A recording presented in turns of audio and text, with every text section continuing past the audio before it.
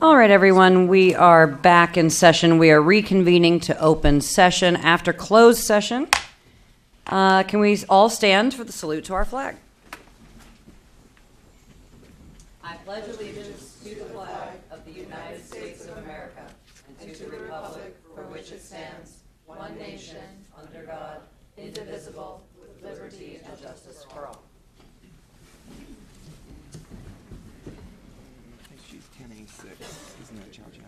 Okay, if everyone who was present at the last meeting will take a look at the minutes, we will approve them. Oh, sorry, report of closed session first. Council? Yes, the board convened in closed session at 6:05 p.m. and adjourned at 6:24 p.m. The board considered one item, a conference with legal counsel. It convened after having considered one matter, Board versus Gerges. In that matter, it voted to continue its appeal of the trial court's denial of the board's special motion to strike. Thank you. Thank you. Now we'll take a look at the minutes. The three of us. And when you're ready, I'll entertain a motion to approve them. I believe, were we the three that were present last month and Commissioner Flora? Okay. So I will move to adopt the minutes as written. Second. All those in favor of adopting the minutes? Aye. Aye. All right, special agenda items. First of all, I just want to take a moment to thank staff. Your amazing staff and the city attorney's office presented a fabulous seminar. It was really informative. Landlords and tenants all came. Everyone had a chance to have really unique questions answered. I attended just as an observer and just wanted to congratulate you on your staff on such a great meeting. Well, thank you. Appreciate that. And you've just made my first announcement, which was that we held a successful landlord-tenant forum with the city attorney's office. It was well attended, as they are each year. And I think, as you said, tenants felt that they received, or everybody felt they received helpful information and had an opportunity to raise questions that they had. Is it on the internet? Yes, that's the next thing, is the video for both that forum and the October maintenance forum are available on our website. People can look at particular pieces of that if they're interested in it. We did a Facebook posting today to let everybody know that it's available. So that is there. And then the next seminar that we will do is in March, early March, March 5th, and that's the owning rental property in Santa Monica. That will be on the morning of March 5th at the main library. We have a few months until then, so I'll make another announcement about that for people to sign up. And that's what I had this evening. And also to welcome Commissioner Sultan to her first meeting. Yeah. All right, thank you for that report. We now come to the public comment section of our meeting.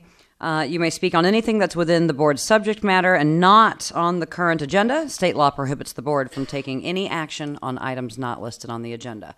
We have one request to speak. Elaine Golden-Gueeler, you'll have 3 minutes.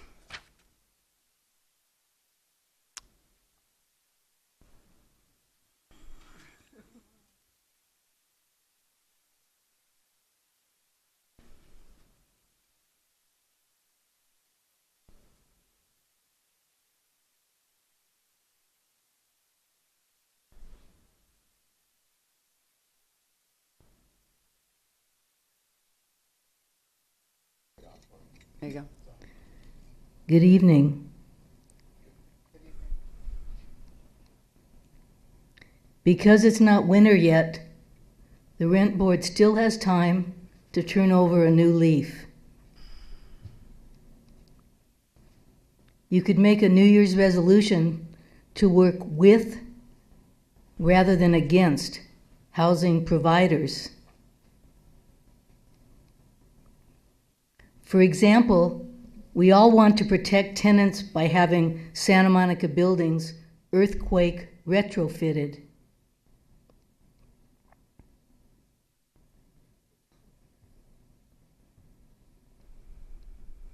But the last time I checked, there were fewer than 10 buildings being retrofitted.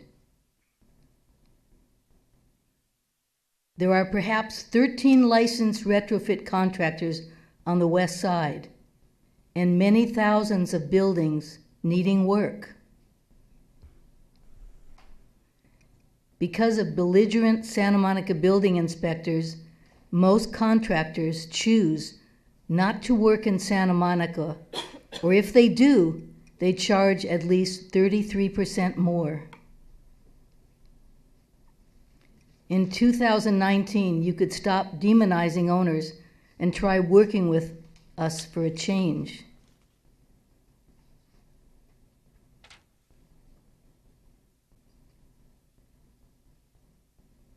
You could even listen or watch my presentation.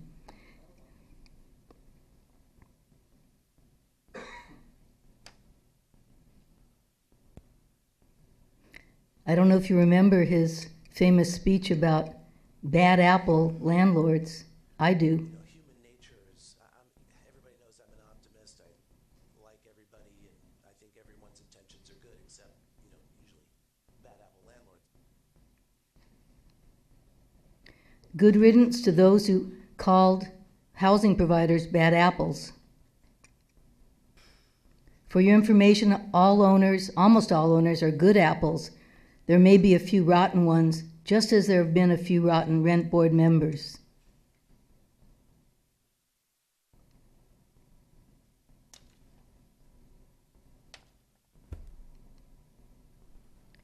From a golden Gieler delicious apple to all of you, that's my front yard.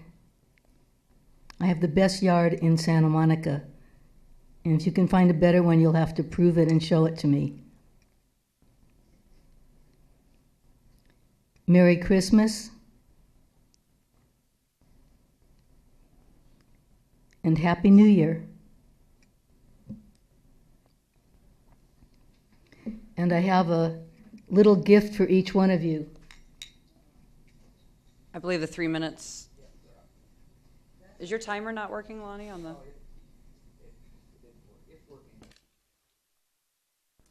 All right, so, well, the time's up.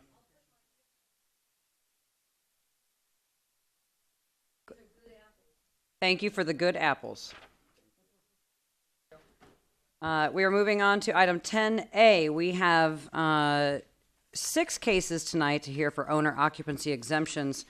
I'm going to suggest, unless the other board members have an issue with it, and because we have no chits pulled to speak on either one, that because the facts, everything supports the decisions reached by staff, that we grant the owner occupancy exemptions for items 1780 at 1327 23rd Street and item 1781 at 1128 Bay Street.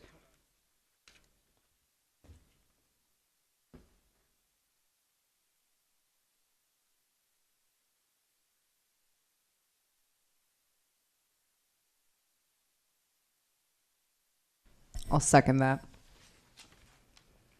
Any discussion? Okay, discussion, Commissioner Duran? Other than to say that I've reviewed and I agree with my fellow commissioners on granting these. That's it. Thank you. All right, if there's nothing further, we'll call the roll. Commissioner Trosis, Yes. Commissioner Duran, Yes. Commissioner Sultan, Yes. and Commissioner Foster. Yes. Motion carries. And just to let the public understand, the reason we do that is because when the findings are explicitly clear and immensely simple, and there's no question that if this board follows, we're going to grant it. We move to grant it. If anyone had disagreed with me, we could have opened each case up for discussion, but no one did disagree, so we summarily granted those 2 exemptions. All right, moving on to item 10A3. Case E-1782-2900 Exposition Boulevard, applicant A. Gino, if I'm saying that correctly, I hope. May we have a staff report, please? Commissioners, I'm pronouncing it Alex Gino, if Mr. Gino can correct me. Yes, thanks. Alex Gino and his fiancee, Lendy Slover, had lived together in an apartment on 10th Street in Santa Monica for, I believe, about 7 years when they decided to buy the property at 2900 Exposition Boulevard, which is a 3-unit rent-controlled property. They were going to move into the unit, but after Ms. Slover's work changed, she no longer found the unit suitable for her needs until it was renovated. Nonetheless, Mr. Gino states that he moved out of his fiance's apartment into Unit C of the property to make the renovations necessary for Ms. Slover to move in. He said that he completed his move by the end of May of this current year. To receive the exemption, Mr. Gino must prove by a preponderance of the evidence that he has lived on the property as his principal residence since at least June 5th, 2018. He submitted a driver's license, car insurance documents, post office change of address form, and financial documents that show that he uses the property as his address in those with those agencies. The bill for the internet is sent to him at that address, but for the other utilities, they're all in Ms. Slover's names, and therefore they're not evidence that proves his residence. The hearings investigator visited the property, and he observed that the unit was sparsely furnished with few personal effects. There were no dining table or chairs or kitchen table or chairs. A little of the kitchen cabinet was being used. The hall cabinets and bedroom closets had only a few garments, and there was considerable unused space. The bathroom contained but the bare essentials and was otherwise empty. So the hearing investigator opined that while the unit had the bare essentials for an overnight stay, it didn't have the appearance of a home that had been someone's principal residence for at least 4 months. Mr. Gino states that is because he has been traveling extensively for work. Despite saying that he moved out of his fiance's apartment to repair the unit to make it suitable for her to move in, Mr. Gino still has not made any such repairs more than 6 months later, according to the record that was presented. Mr. Gino again states that that is because he has been traveling extensively for work. Tenants Joanna Young, Guy Bodman, and Michael Dwyatt all testified that they rarely see Mr. Gino, nor do they hear him in the unit. Neighbors Zaki Saikali and Paul Schuckman also testified that they rarely see Mr. Gino on the property or his car in the neighborhood, in contrast with the previous residents. Mr. Gino has not filed a homeowner's exemption for the property. That's a factor that's considered by the board's regulation in determining principal residence. And although Mr. Gino has provided some evidence of his residency in Unit C, the preponderance of the evidence does not support his claim that he resides on the property as his principal residence since at least June 5th, 2018. Staff therefore recommends that the board deny the application and adopt the hearing officer's findings of fact and conclusions of law. All right, thank you. And we do have one request to speak from Mr. Gino. You have up to 5 minutes, and the clerk is going to step forward and swear you in for the testimony you're about to give. That is right there. Do you affirm or swear that the testimony that you are about to give in this proceeding shall be the truth and the whole truth? Yes. All right, you have 5 minutes. Great. So I'm Alex Gino. I'm the co-owner and resident of 2900 Exposition Boulevard. I'm also a longtime resident of Santa Monica. I've lived here since 2010. I love the city. I attend monthly beach cleanups and attended the recent clean transportation event, Coast. Do a lot of sort of environmental things around the city. And it's been a dream of mine to own a property in Santa Monica for a long time. And I spent, my life savings purchasing this triplex. And in order to move in, I came to an agreement with the former tenant to voluntarily vacate around May 12th. And I moved into the apartment as my fixed residence Memorial Day weekend, 1 week before the June 5th deadline. I provided a receipt for the moving truck, which we used to move my bed, chairs, coffee table, and other essential items to the unit that weekend.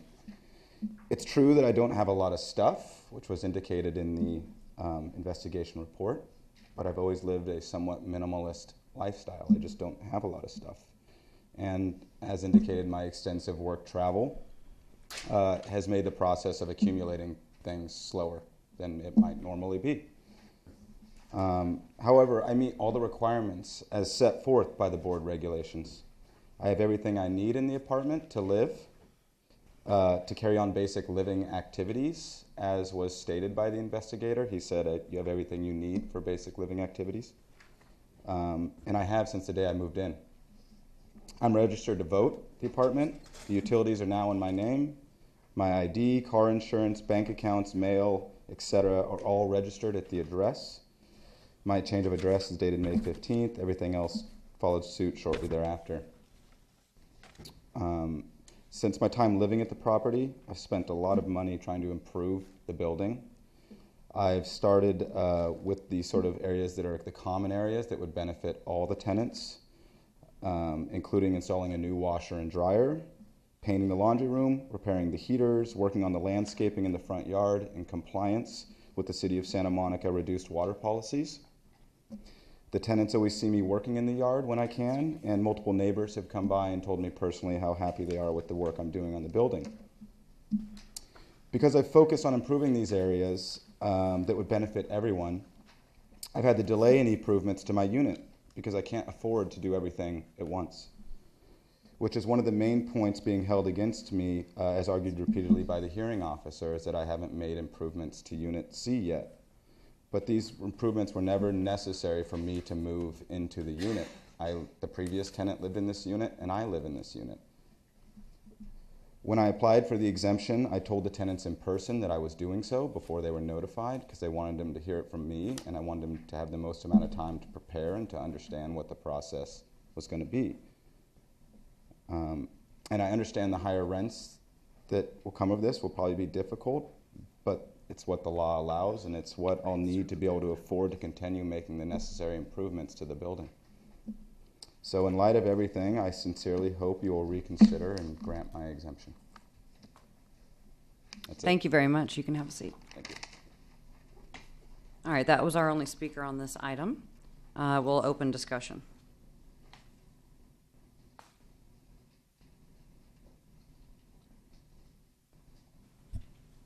I'm reviewing the underlying record. Yeah, so give us a moment where we've asked staff for photographs. Some things are included in these large packets that we do review prior to the meeting, but some are not for efficiency's sake, so we're reviewing some of the photos. Did you get the letter I submitted as well? Yes.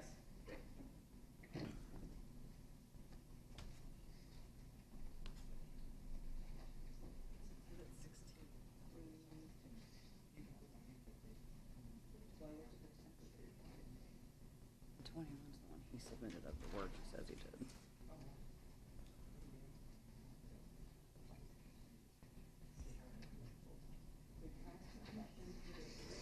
I have some questions for Mr. Gino.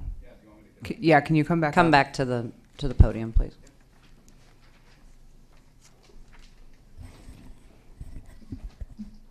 So you said that you purchased this property with your fiance, correct? That's correct. How long have the two of you guys been together? 10 years, And how long have you been engaged? 4 years, And how long have you lived together? 7 years. And so you decided to move into a place without her? Yeah. And she was okay with that? Yeah, it's like a 5-minute drive. Okay. Did you ever spend any nights at your old place? Yeah, occasionally. Do you still have it? Yeah, she still has it. And you understand that everything you're saying is under oath right now, correct? That's correct. Okay, thanks. I have a question before you take the information we had about the apartment on 10th Street was that you're both on the lease and used to live there together, but it didn't mention the size. Is it a 1-bedroom, 2-bedroom? It's a 1-bedroom. 1-bedroom. These are both 1-bedroom units. Yeah. The one at 2900 and 10th Street. How would the square footage compare to your 10th Street residence versus the new place? The 10th Street's bigger than the new place. Okay. It's about 800 square feet to about 600. Thank you.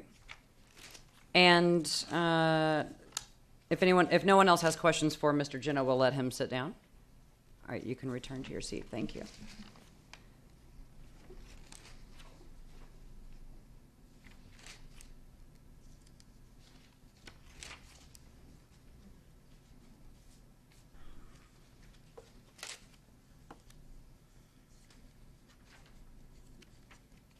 So I'll start. Nobody else is ready. Commissioner Duran, please. Chair yields. So, I reviewed the report. I've heard the testimony this evening, and one of the issues that struck me when I reviewed this is, oftentimes, most times, I would say that the facts that were presented would oftentimes be enough for me to decide that the owner qualifies for the exemption. For example, the bills, the internet service, the driver's license, the car insurance, those sorts of things are often enough for me to say, yes, they've met the time requirement to show that they're there. What strikes me here, however, is, and we have those facts, I understand that, but what strikes me here is the testimony from Mrs. Yang, which strikes me as odd, considering we're determining whether this person, his primary place of residence is this location. When she said that she's not heard from Mr. Gino on the property but for 2 occasions and never at night. And so that strikes me as someone who's not living there primarily. That's not their primary place of business. She also had mentioned that she knows Mr. Gino's truck and has not seen it parked there, although she admits that it has been there only on some of the weekends. So please correct me if I'm wrong, counsel. We're here to determine whether what the hearing officer determined was clearly erroneous, or what is the standard? First body. They're recommending to deny. We are the body of first review. Okay. So their recommendation, based on what they viewed, was the preponderance of the evidence was such that they should deny. Is that correct? Correct. Mr. Gino bears the burden of proving by a preponderance of the evidence that he resides on the property as his principal residence. Okay. And so where I'm at right now, and I'm open to more discussion, of course, is I'm not persuaded that he has met that preponderance of the evidence at this point. I would say also that, and again, correct me if I'm wrong, counsel, if we were to deny the exemption now, and at a later date he was able to show or prove that he is their primarily place of residence, meets all the criterion, then he could reapply. Would that be accurate? Correct. If the board were to deny the application, he would have to wait 120 days, and then he could reapply. Okay. All right. Thank you. Those are my comments. Thank you. Anyone else? Sure. So earlier tonight, I had mentioned that it was my suggestion, which all of us have done multiple times, that when the case is clear-cut, the packet is 2 pages thick, and every single piece of the evidence is corroborative, then we quickly grant, because that's what the law says, we grant. In this case, we have multiple factors that would seem to shed doubt on how much of a slam dunk exemption this should be, and it needs to meet all of the requirements. So in this particular case, in my opinion, because the rules are the rules, we need them met exactly to the highest standard. This case does not meet the qualifications for an owner exemption at this time. That's my position. Commissioner Trosis? I take this not at all lightly. I think, granting an owner occupancy exemption essentially allows someone to temporarily remove a unit from rent stabilization. So that's a serious consideration. And again, the burden of proof, I'd like to remind everyone, remains with Mr. Gino. I think that although there is some evidence showing that he potentially could live at Exposition Boulevard, when you look at the pictures of 10th Street, and I know that the allegation is that he moved out of living with his fiancée, decided to live by himself, despite the fact that the two of them had been together for a long period of time and they both co-own this property. I think that in and of itself, without hearing from anyone, just the facts alone seem odd. And then, you have a 10th Street property that's very fully furnished with what looks like two people's belongings there, and a very sparsely furnished Exposition Boulevard property. I don't feel like I'm convinced, more likely than not, by a preponderance of the evidence, that this is a principal place of residence. And I can only speak for myself when saying that in looking at the state of the two different residences, it just does not seem that someone's living there full time. So I would have to say that Mr. Gino can definitely come back again when he has met this burden, but right now I don't feel that he does. So before we entertain any motions or anything else, we did receive a late chit on this item from Carolyn Gino. We need three of us to agree to grant her up to maybe a minute. That's fine with me. Carolyn Gino, if you could approach the microphone. You have 1 minute. Thank you to members of the committee. My name is Carolyn Gino. I'm the sister of Alex. I'm the oldest of the three of us, and somewhat a disinterested person here, but I've heard the decision and the discussion, and thank you for your time and considering all the evidence on this. But there's kind of two things I want to speak to, just to the extent that it's helpful, and because we probably will be back. I assume they'll be seeking this again after the 120-day time period has expired. One, my brother and his fiance do live a pretty minimalistic lifestyle, especially my brother. He still uses a suitcase that I bought him about 12 years ago. And the last time I saw him, I kind of laughed about that because it's falling apart. But he's like, it's a waste of money. He's got a 14-year-old truck that he bought used. He's always telling me I'm excessive. He's right. But to the extent that that's a criterion that the committee is looking at to kind of assess, indices of residency, that's how he has always lived. And his fiance is very active, as he said, in environmental causes as he is, and part of that is waste and resource use. Sorry. And then also he does travel a lot. I've barely seen him in about 4 or 5 months. He's been all over the country, but definitely not here. So I want to Thank you. Validate that. Thank you for the time. I want to say something else. All right, we're going to continue discussion at this time. Commissioner Terosas?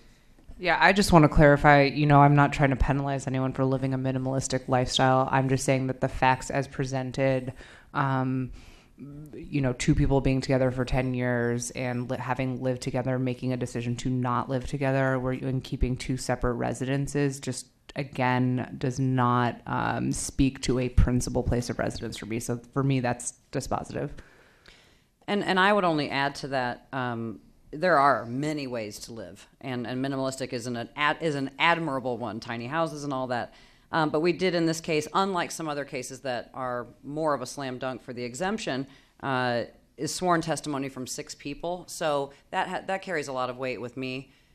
So when it's a clean record, this person, will likely come back, and they should if they want to. So call for a motion. I would like to move that we, I'm always so bad at doing this. After four years, yes, I'm going to read. I recommend that the application for exemption on the basis of owner occupancy of 3 unit or less on this property be denied. That is my motion, as stumbling as that is. And we recommend the hearing officer's findings of fact and conclusions of the law. Yes, friendly amendment. Is that a second, Commissioner Terosas? Second. All right, we'll call the roll. Commissioner Terosas? Yes. Commissioner Sultan? Yes. Commissioner Duran? Yes. Commissioner Foster? Yes. Motion carries.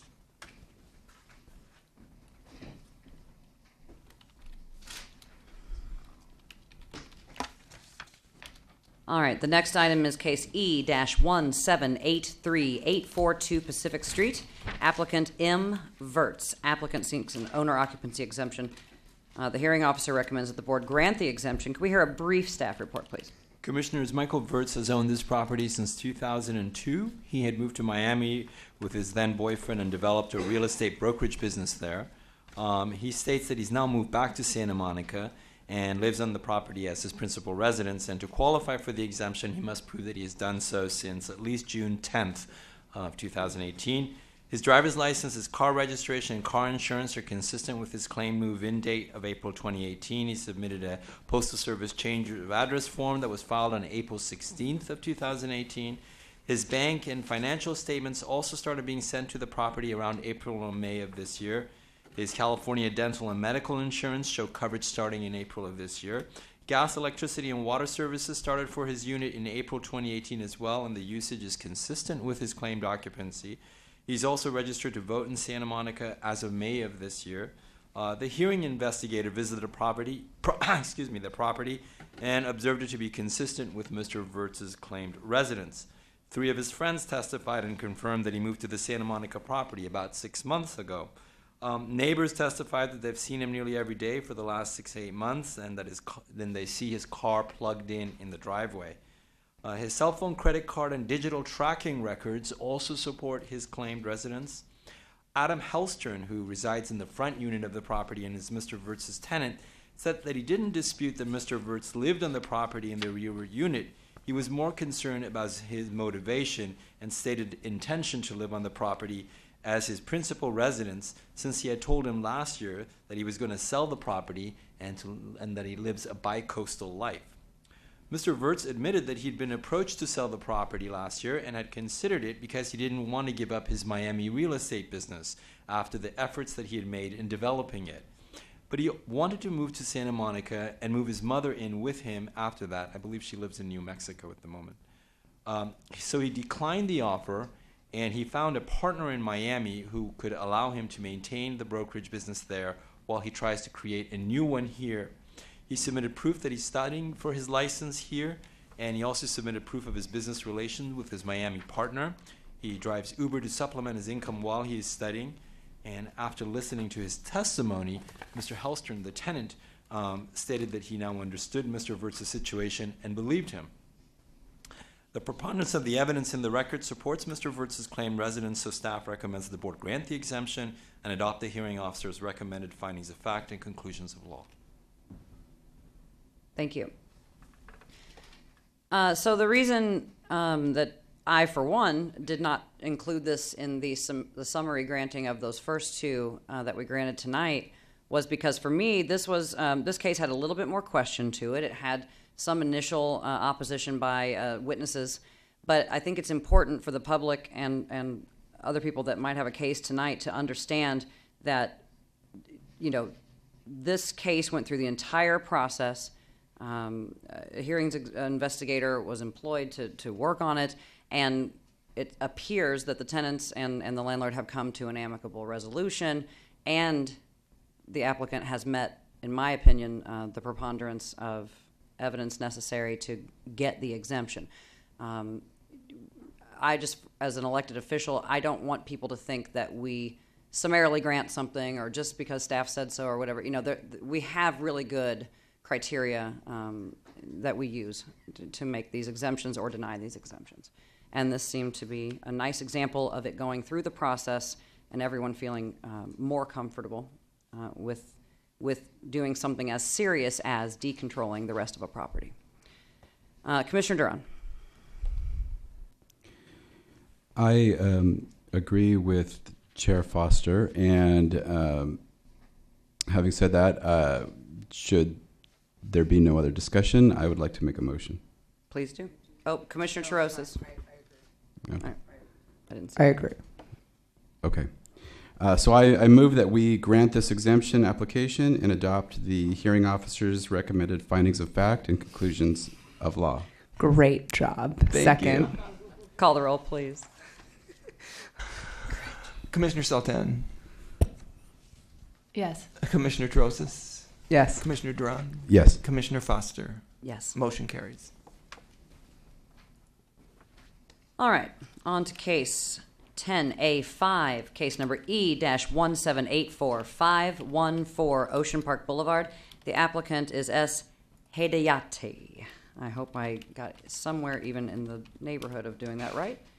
And can we have a staff report, please? Certainly.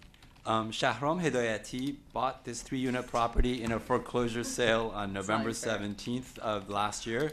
He has a 2/3 ownership interest in the property, which he co-owns with his brother.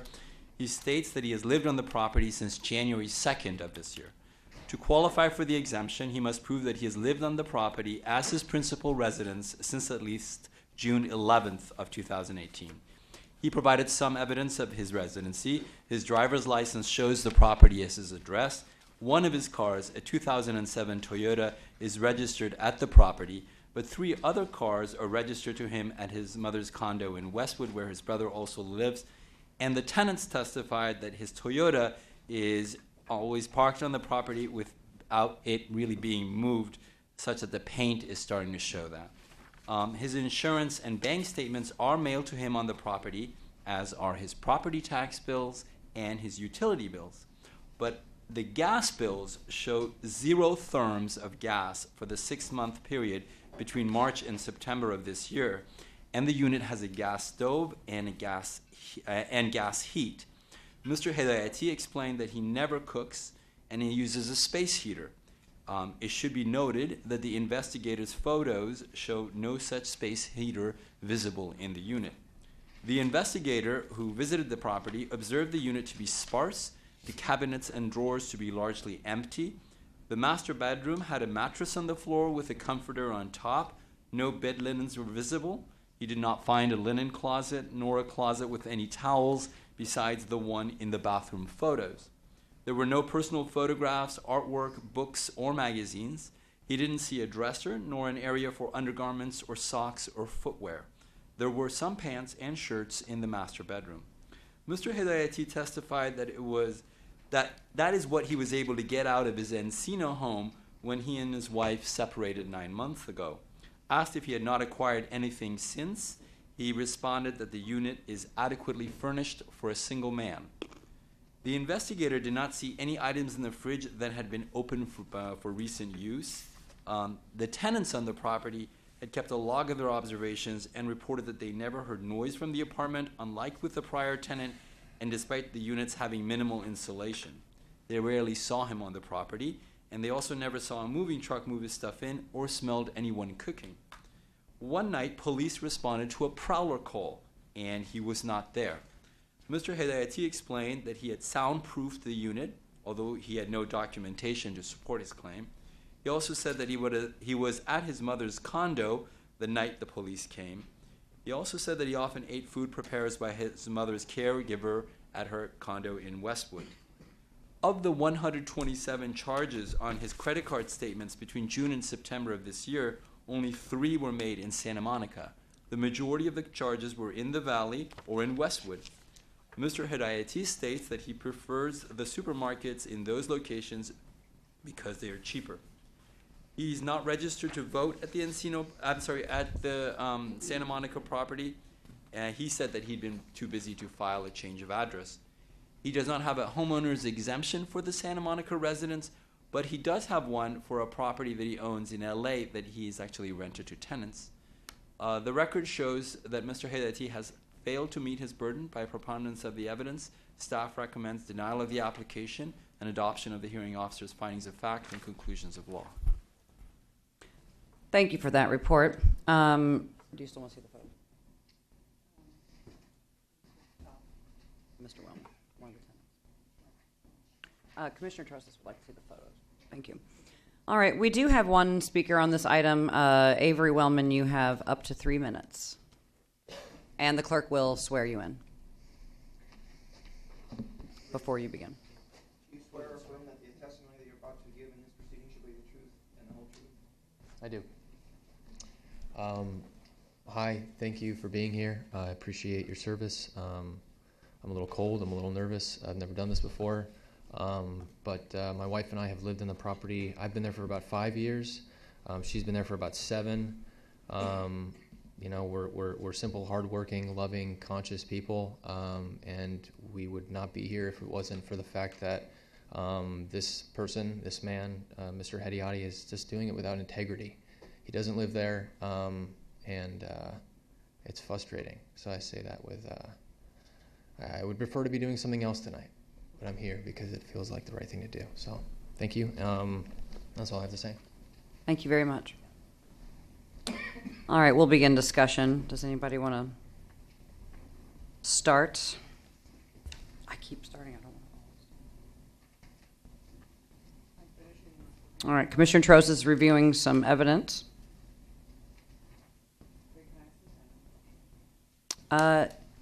Yes, Mr. Wellman, would you reapproach the podium, please? Can you tell me, like, what is your, where is your unit situated vis-a-vis the alleged unit of Mr. Hedayati? And It's directly underneath both of the. I haven't seen the unit since he renovated, but previously there was two bedrooms, and our unit is directly below both of those. And how is the soundproofing? I mean, there's none. Like, did you There- hear there's the? none. Did you? We heard when there was workers and they were renovating. Absolutely, yeah, absolutely. And could We you heard hear that. if someone's walking above you? Absolutely, yeah. The And- previous owner, we could hear him every single day. Okay. And we could hear his dogs. Like he had 3 dogs. They scattered across the floor. We could hear that as well. Other question. I see that there's some sort of like shared outdoor space in these photos. Is there a shared outdoor space for the complex, or a backyard of some sort? He's upstairs. He has a yard, and then there's like a whole upstairs patio. But our backdoor space is downstairs, and it's where it's a shared space where there's a laundry room. And have you ever seen him use the laundry room? No, but he does have a separate laundry machine that's upstairs. Okay, thanks. Yeah. All right, thank you very much. Staff, do we have, I don't remember seeing anything about renovations in the, I mean, were there permitted renovations? Did they alter the unit in any way? Because it was still under rent control.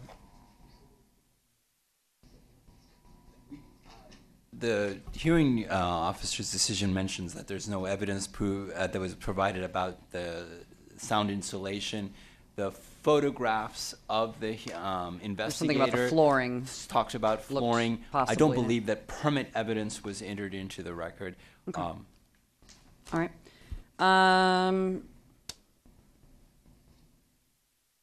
Anything?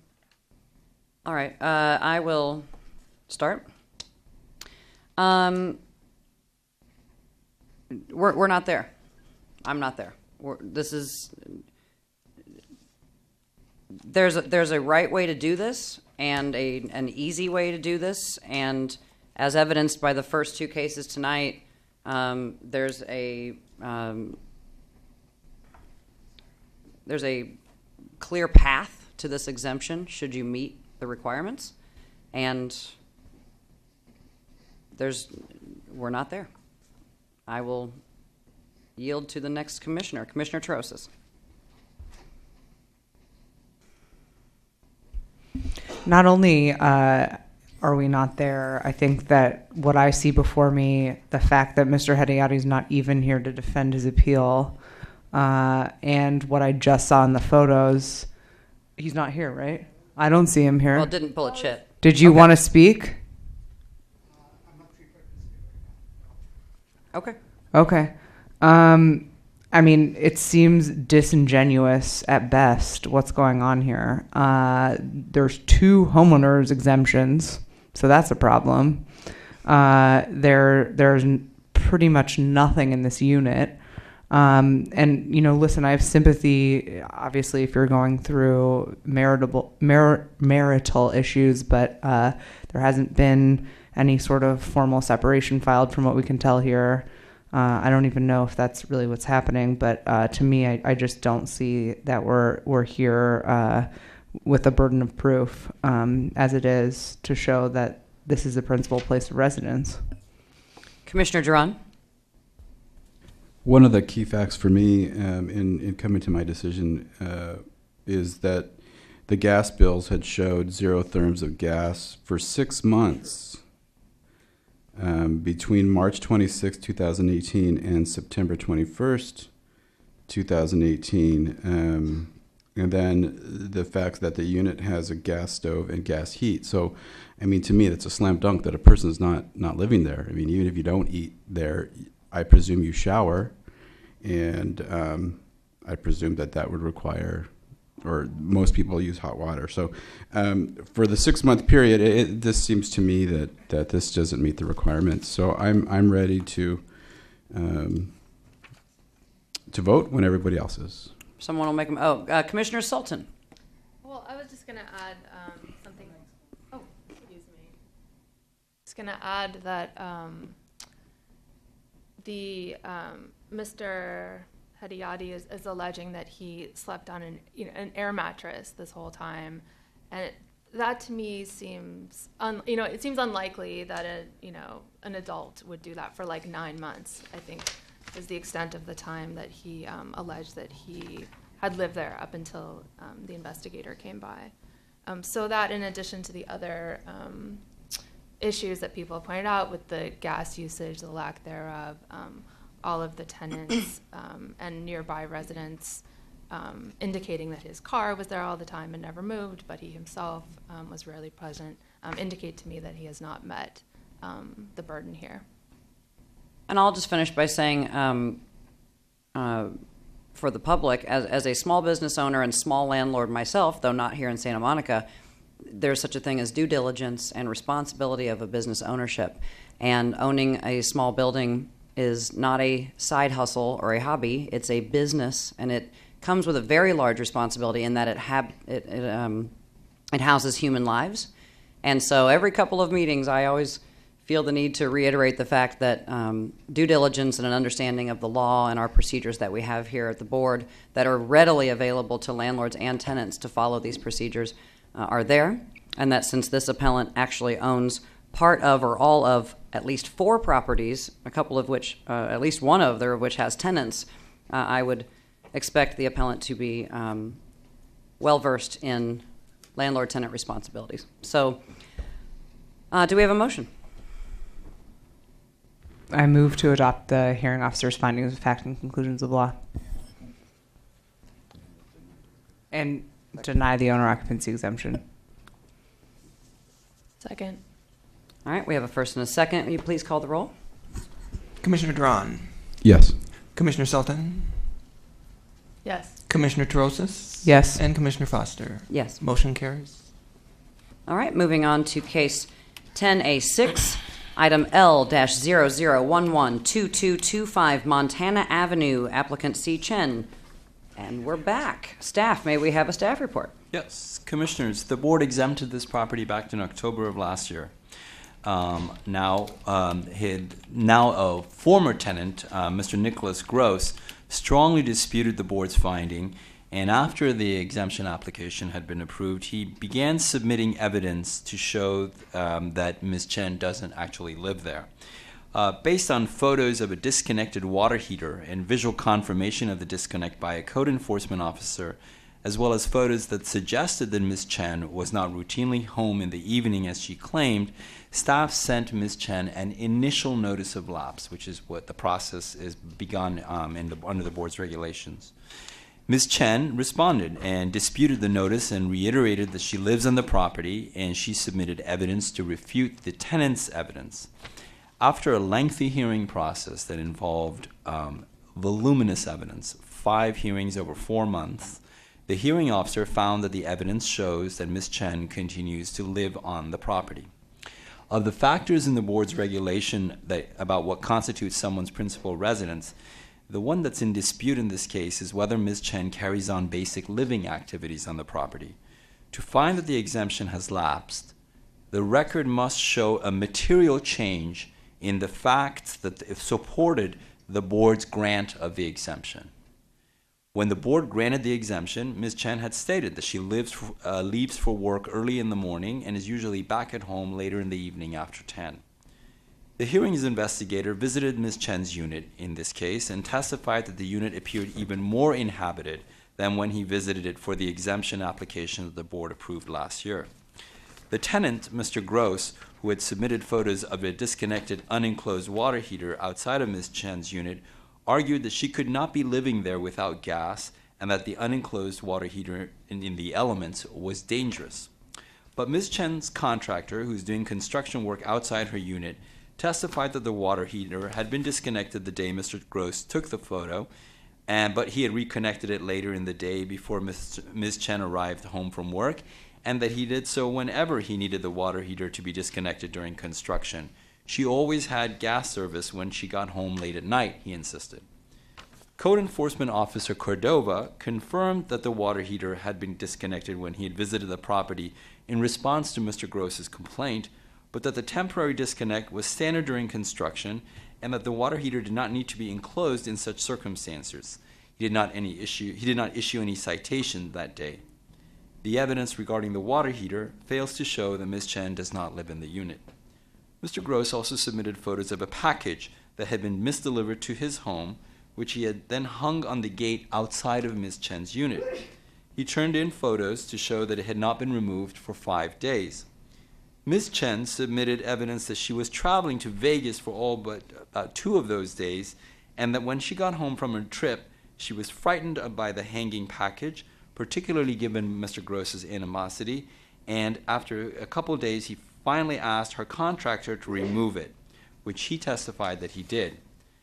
Neither a trip to Vegas over a couple of days nor the hanging package left in place for several more out of fear prove that Ms. Chen resides somewhere other than this unit.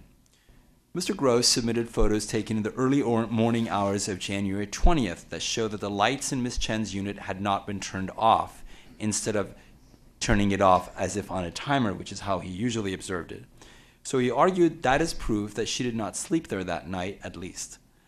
Ms. Chen responded that she had been ill that day and had taken NyQuil and had fallen asleep without turning the lights off. She submitted video stills and photos to support her testimony. Mr. Gross submitted over 300 photos of a padlock outside the gate to Ms. Chen's unit, taken between October 18th and November 21 of 2017, right after the board had granted Ms. Chen's exemption. He argued that the locked padlock pictures showed that she wasn't home. Ms. Chen responded that she had installed the padlock to prevent entry into the construction area outside her unit, and because she feared that she would find Mr. Gross on her doorstep when she would come home late at night. The timestamps of the pictures of the padlock, she pointed out, were also consistent with her testimony as to when she was at work, the gym, or at church. She also submitted surveillance photos that showed Ms. Chen carrying in the padlock when she got home later in the evening and relocking the gate with the padlock when she left the next day early in the morning. Andrew Wismiller, the tenant of the other unit on the property, testified that he saw Ms. Chen about 25 times during this period, usually when she got into her car in the mornings and occasionally in the evening. He saw her less frequently on the weekend. He did not hear noise from her unit, but he said that but then again, he lives furthest away from her unit, and he also said that he had not heard noise from the prior owner who had lived in that unit either. Mr. Gross's wife, Gabrielle Alberici, estimated that she had seen Ms. Chen only about 10 times on the property in the 3 months covered by the evidence submitted. She never saw her do laundry, nor did she see her car. Her testimony and that of her husband, however, were the same as what Mr. Gross had stated in the record that the board had relied on in granting Ms. Chen's her exemption. Therefore, their testimony does not show a material change of the facts that were relied on by the board in granting the initial exemption. Mr. Gross argued that the construction outside Ms. Chen's unit made it dangerous for anyone to live in the unit, but Code Enforcement Officer Cordova testified that he had not observed any safety violation that would cause him to relocate occupants because of danger from construction. Mr. Gross pointed out absence of videos showing Ms. Chen in her unit on January 2nd of 2018, but there were photos of her in the unit on that date, and she does not need to prove her presence in the unit every single day to keep her exemption. Ms. Chen relied on surveillance photos and videos to refute much of Mr. Gross's assertion that she does not live in her unit. Mr. Gross attacked this evidence as untrustworthy. He argued, for example, that a surveillance photo taken on November 8, 2017 in the morning had to have been altered because there was no shadow at the time that it was taken from the artificial light above. But USNO charts show that on the day in question, the sky was no longer dark but light enough that a shadow would not have been made. Mr. Gross also claimed that metadata of Ms. Chen's pics show that some have less metadata and others, and that meant that they were altered, but he didn't prefer any evidence that showed that they had been altered. He argued that some photos showed slightly different images within the same time. For example, a selfie photo on January 3rd at 6:53 a.m. showed Ms. Chen with her hand up, but a surveillance camera photo taken at 6:53 a.m. showed her hands were not in the air. There was a similar comparison between where she was in one place in the room and then another photo or video still showed her in another place in the room. But one can lower a hand within the same minute, and one can traverse a room within the same minute as well. He pointed out that on several days there was no video of Ms. Chen walking to exit her gate. But the sporadic absence of this type of evidence does not prove that Ms. Chen does not reside in her unit. Despite Mr. Gross's attempt to discredit Ms. Chen's photographic evidence, the hearing officer reasonably concluded that his arguments lack merit. Because the preponderance of the evidence does not show a material change in the facts relied on by the board in granting Ms. Chen her exemption, staff recommends that the board find that the exemption has not lapsed and to adopt the hearing officer's findings of fact and conclusions of law. Can I just ask a Commissioner quick Trosas has a question for that I probably should know the answer to? So, okay, just for the sake of argument here, we've granted the owner occupancy exemption. Now we're saying potentially we could be saying that it's lapsed. However, if during that time period a landlord has raised the rent such that, like again, because we granted the owner occupancy exemption, it's no longer under rent control. Landlord can raise the rent however high they want it. That rent is still in effect even if we say an owner occupancy exemption has lapsed, correct? Because it was increased to the market rate. Yes, depending on when the exemption has occurred, yes. Right. Okay, so thanks. All right, we have two requests to speak on this item, Nicholas Gross and Rosario Perry. Nicholas Gross, you have 3 minutes, and if you'll pause before your commentary, you'll be sworn by the clerk. Secretary. Do you swear or affirm that the testimony that you are about to give in this proceeding shall be the truth and the whole truth? Yes, I do. Okay, first of all, I want to say something. We were forced out and off the property. We paid our rent in full every single time. We had an eviction case that got moved down to Long Beach because Ms. Chen said we didn't move out our stuff out of the garage in time, which she had rented to us. We had moved our belongings out of the garage long before Mr. Wismiller ever did, yet she didn't bring an eviction case against Mr. Wismiller at all when he was still in the garage and we had already moved our stuff out of the garage. So down in Long Beach, Mr. Perry made a deal with me. We had a meeting in a side room, and he said, and hopefully he'll testify this. He said, "Come on, Nick, I'm paid not to tell the truth." That's the first thing. Then he made a financial deal for us to end the eviction case and to move by September 30th off the property. We moved in August out of county after Mr. Perry paid us $11,000 or so to move. So that's the first thing. The second thing is about the construction. It wasn't just going on around the unit and the washer dryers were disconnected. I proved that time after time. She couldn't do her washer and drying work there for months. The construction wasn't just going on around her unit.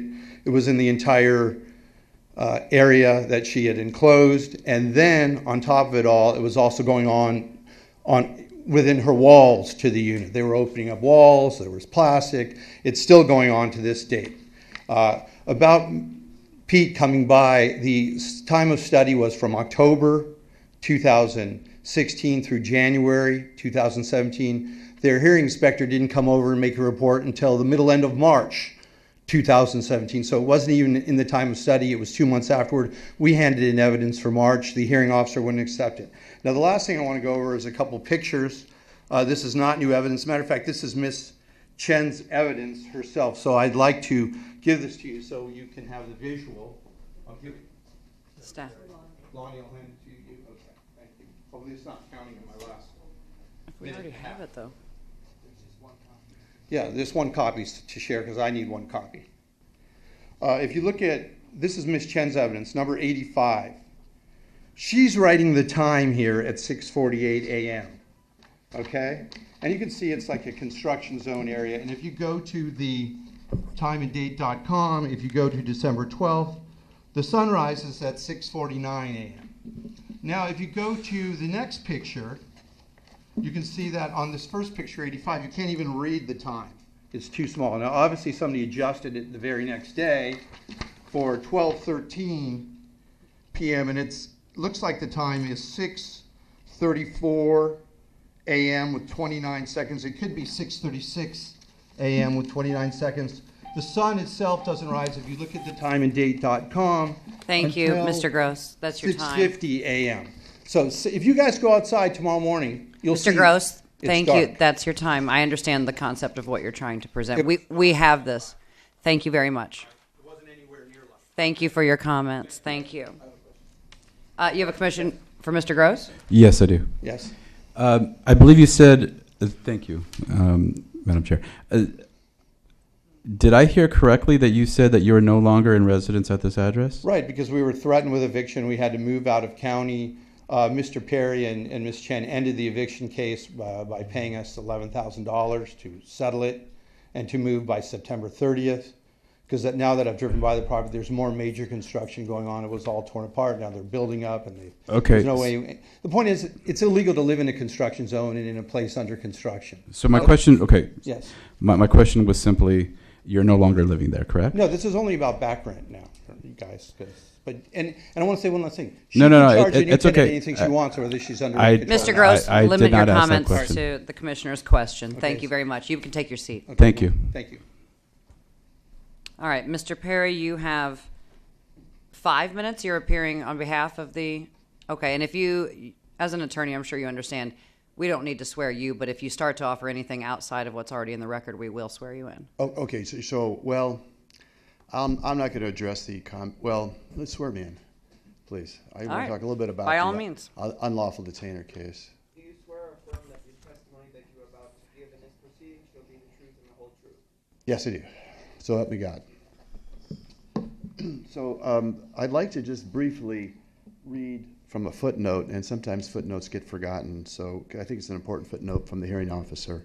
And we did have many, many days of hearing. And what happened with the last hearing, if you remember, when it was granted, the exemption was granted, I told my client, listen, Mr. Gross is not going to give up. Keep doing the surveillance type work you've been doing. Keep taking your photographs with your phone. We got a surveillance camera installed. Run the surveillance cameras, and then keep your log, a diary of where you're going every time. Keep your receipts from the workout, LA Fitness you go to, and your check-in cards at your work. And so she kept everything. It was insane. It was 120 days of hell for her.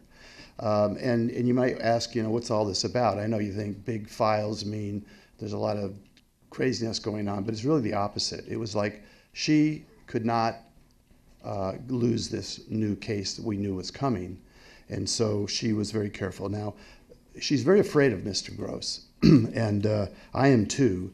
That's not relevant to this. Oh, yes, it is. It's very relevant because it talks about the package over her head. He broke in to the backyard. He hung a huge package in a huge bag over this walkway. On the outside of the fence. Mr. Gross, Mr. Gross? Okay. Not now. And she'd have to walk. You got to kind of walk around it to get into the house, but it's hanging there, and she was scared to death. She didn't know what it was.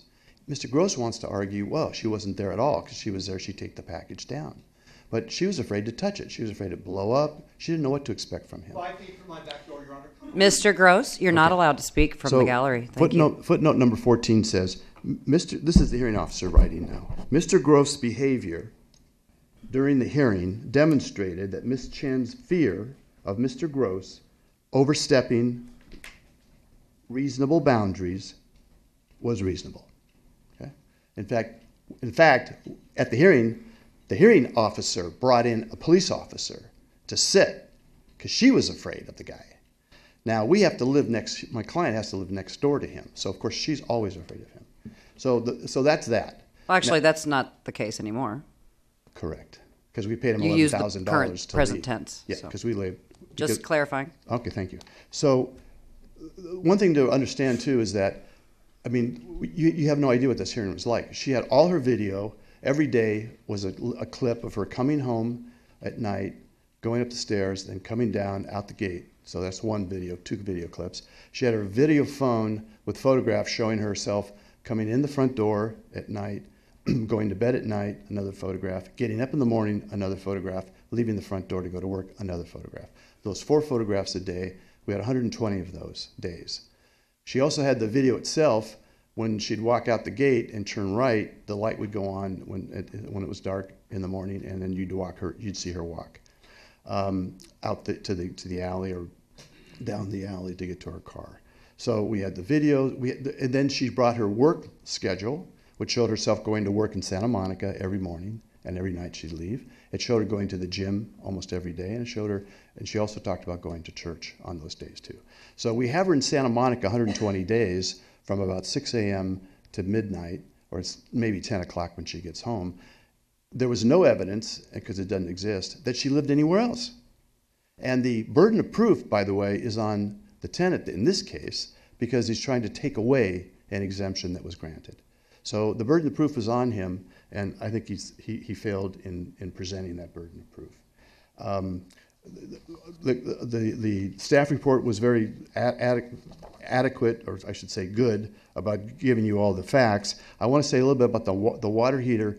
You know, she's doing this major remodel, and so the water heater itself had to be moved. And when it's moved, it gets disconnected for an hour or two, and then the contractor hooks it up again where it's moved to, so she has hot water. Mr. Gross is there 24 hours a day with the camera, and as soon as he sees it disconnect, he takes the picture. He knows the same day that the water heater's reconnected, because he's there every day looking at the construction, and yet he sends the photograph in anyway, and I think that was in bad faith.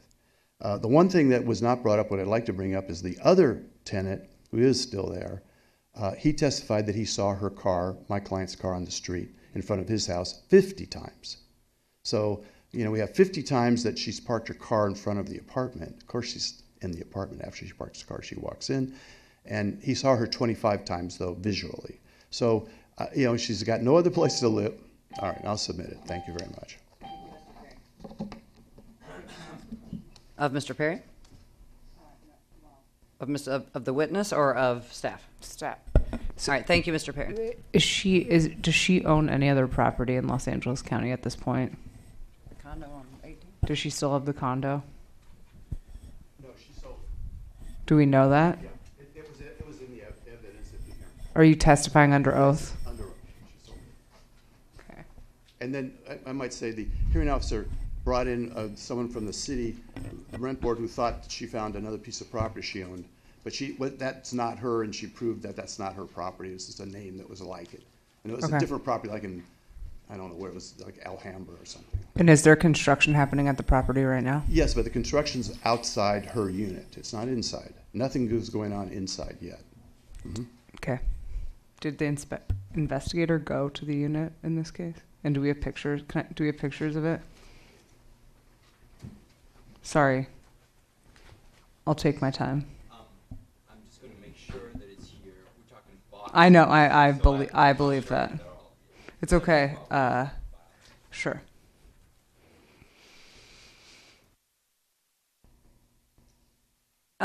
Counselor, do you want to weigh in? I would just say that hopefully we'll be able to find the pictures, but the investigator did say that the unit appeared to be thoroughly occupied. I apologize. We don't have those photos here right now.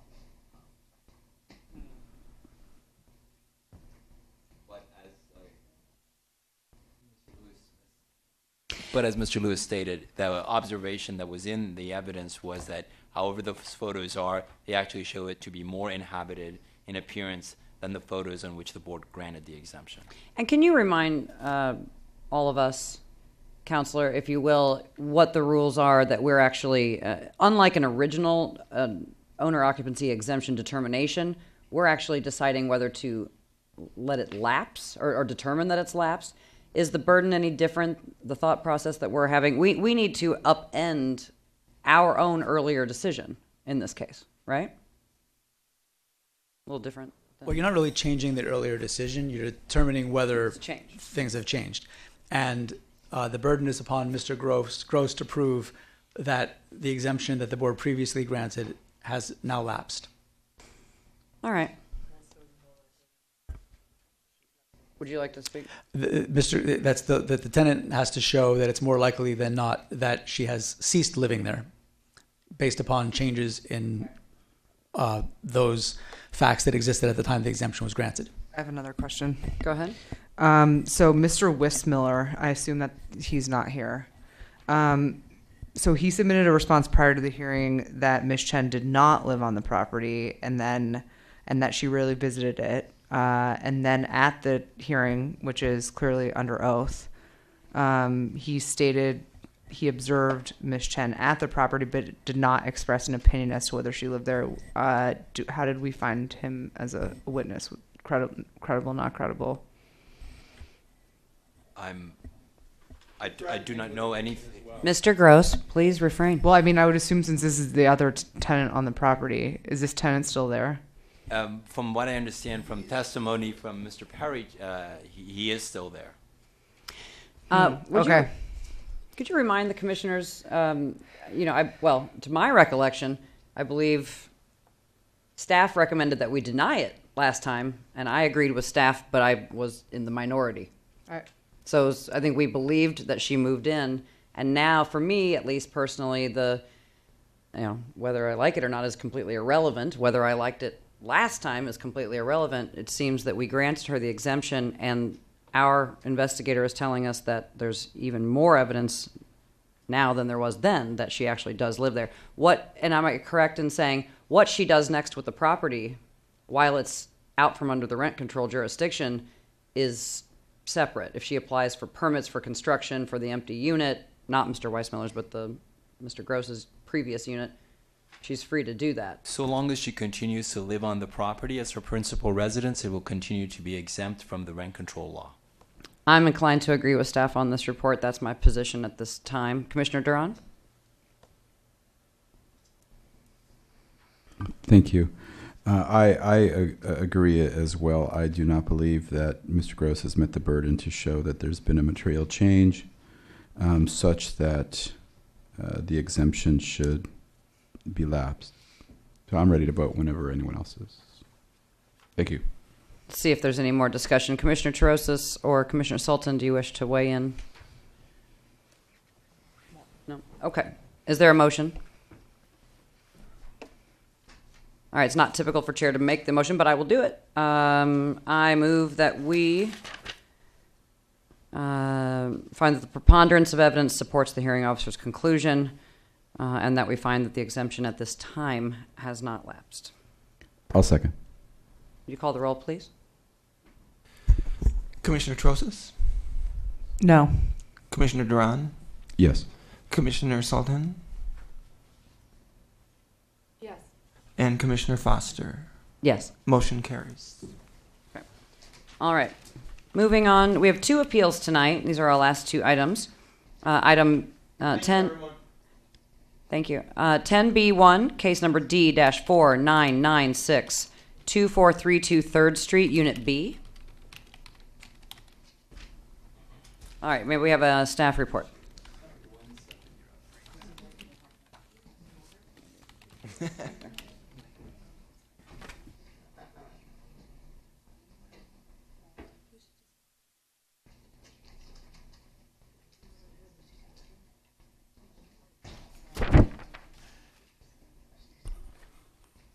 Commissioners, Mr. Ross and Ms. Orr have lived in Unit B of this property since 2004, when the property was owner-occupied by then-owner Warren Deems and exempted by the board from the rent control law because it was owner-occupied and it had 3 or fewer units. In looking for an apartment, Mr. Ross and Ms. Orr testified that they had wanted an apartment near the beach with outside areas, and Unit B had a staircase that led to a partially enclosed open space in the rear that was accessible to Units A and B. Mr. Ross provided uncontroverted testimony that Mr. Deems had marketed the area to them as an open back patio space shared between the 2 units. And because Unit B provided this shared rear area as well as a shared front yard, they had rented the apartment. When Mr. Deems died, the exemption from the property, the exemption of the property from rent control lapsed, and whatever rent and amenities the tenants had at that point became their base rent and base amenities for the purposes of rent control. This included their access to the rear partially enclosed area that they shared with Unit A. Mr. Ross submitted photos that showed how they used this rear area over the years as a play area for the kids and an outdoor eating area. Marshall Williams acquired the property from the estate of Mr. Deems, and current owner Paul Withers purchased it from Mr. Williams in 2007. In late 2016, Mr. Withers began construction on the property and told the tenants to remove their belongings from the shared area, which they did.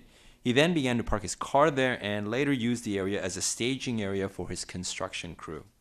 Mr. Ross and Ms. Orr have a few items of furniture and bicycles on the Unit A side of the shared rear area, but because Mr. Withers had taken away their use of the shared area and the use of the area was an amenity of their tenancy, they asked for a rent decrease, and the hearing officer granted their request.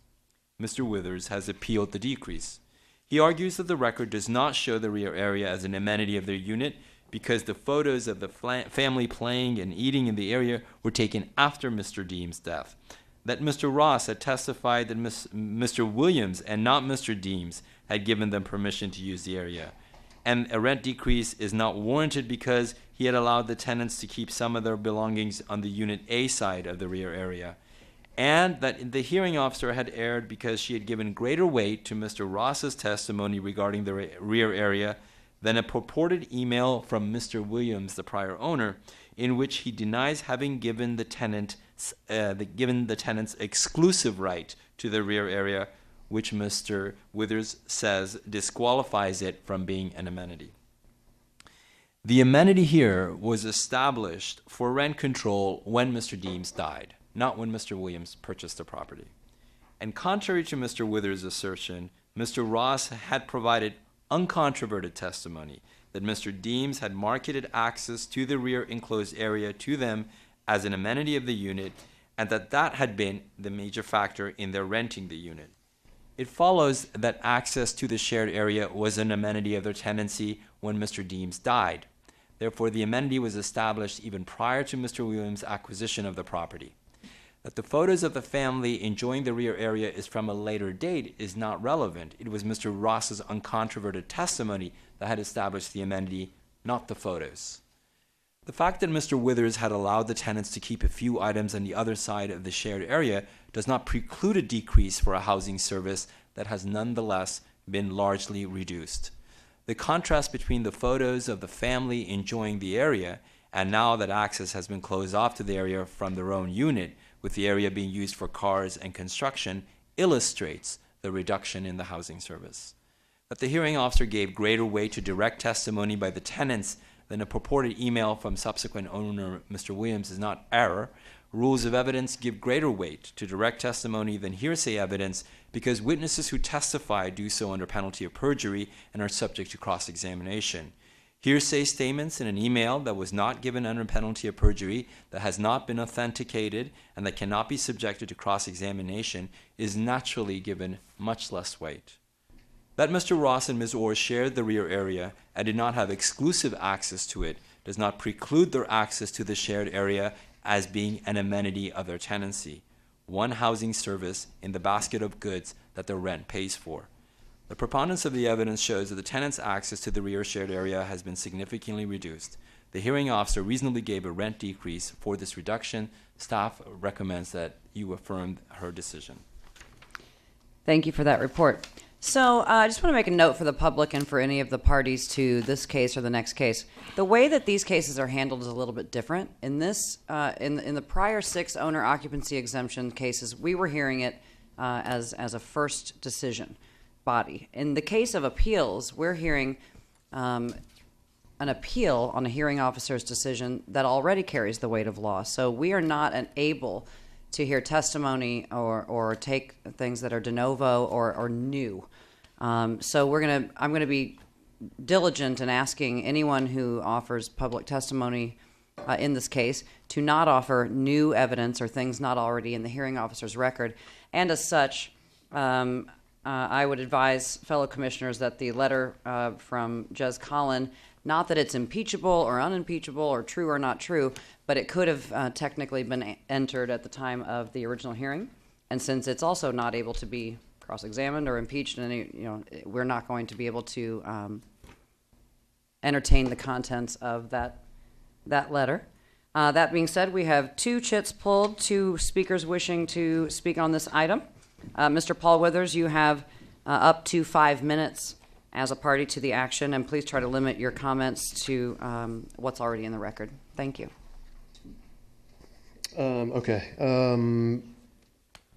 I want to play, is it possible to play things from the hearing, things that have already been heard, just to sort of go over some points? It's highly irregular. We have the hearing record, and we have the hearing record in its entirety available to us. If you want to refer to the hearing record, I don't see any problem with that. Okay, Staff, I mean, I can just give time.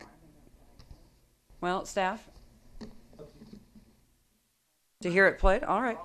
Is the length within your 5 minutes, do you think? I hope so. I'm going to eliminate some of them that probably don't matter that much, just for time.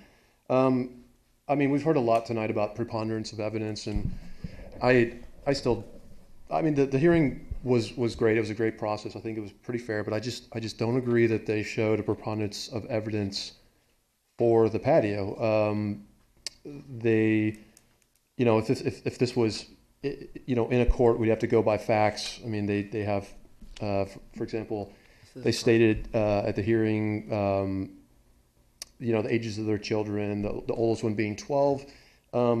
This, according to the hearing, it went into rent control in the beginning of February of 2006. So if, you know, their child would have to be born sometime sort of before February, obviously. It's just that the evidence that they showed, it just does not show that they've said things, but he even said some things that were incorrect under oath. But you know, it just wouldn't hold up in a court of law. Showing two pictures, which I brought with me, this is stuff that was admitted at the hearing. I can show you again. And another thing about it, speaking of that, is they had evidence on a flash drive, and we weren't really able to sort of hear the patio thing very effectively. It was sort of ping-ponging back and forth, and they wrote some things on the evidence that I didn't get to see and didn't get to question, like, you know, saying that they've had you know, half of their patio taken away from them, which I'll get to later. But anyway, so the photos that they show, and the two show clearly that they started use of it well after it was rent controlled. Then there were, you know, the next sound clip I have, I'll just skip over. He said that he dealt with Mr. Deems, and then later, I'd like to play this sound clip. At about 23 minutes and 38 seconds in the hearing, they were asked about the patio. He said that Mr. Williams stated to the tenants that this is going to be a communal area, you know, and that you know, that would be great to them. So he stated that Mr. Williams was the owner of when it went to rent control. So they stated that he was the one that told them. I don't know if hopefully we can hear this.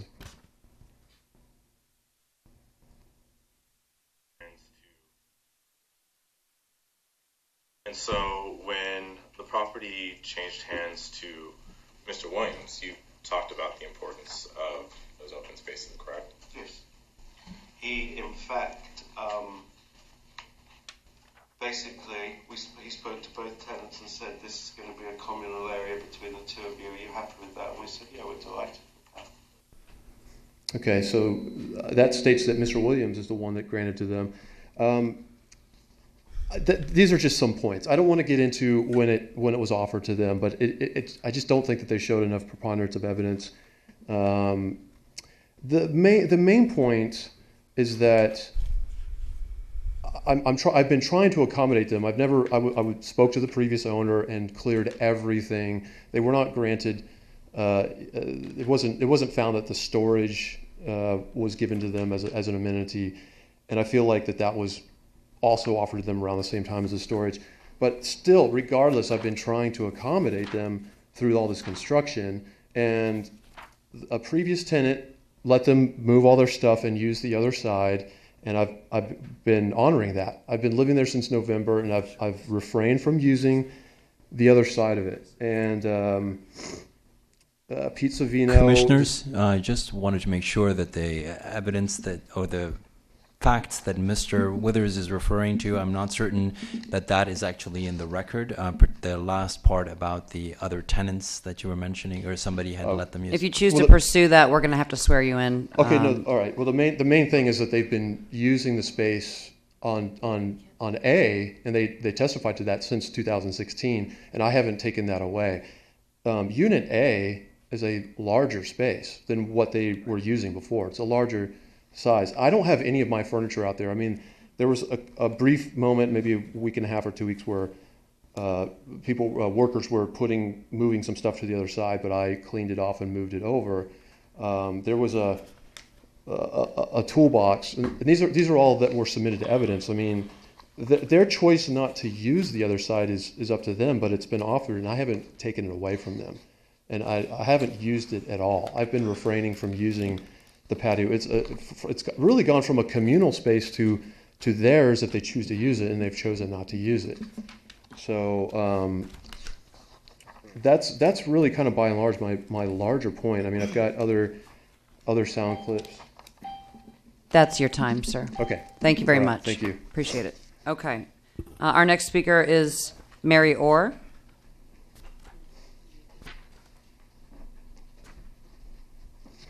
Hi. Marshall Williams was a property manager for Richard Deems here's our original lease. And so that's why he was the one that showed us the apartment. And both sides were vacant. One had a grassy area, and we said, well, this one's a little bigger, but this one has the grassy area. And Marshall said, it's a communal living space in back, and so we chose the bigger interior space because it was a shared communal space. We have more pictures than you'd ever want to see of our family enjoying it over the years.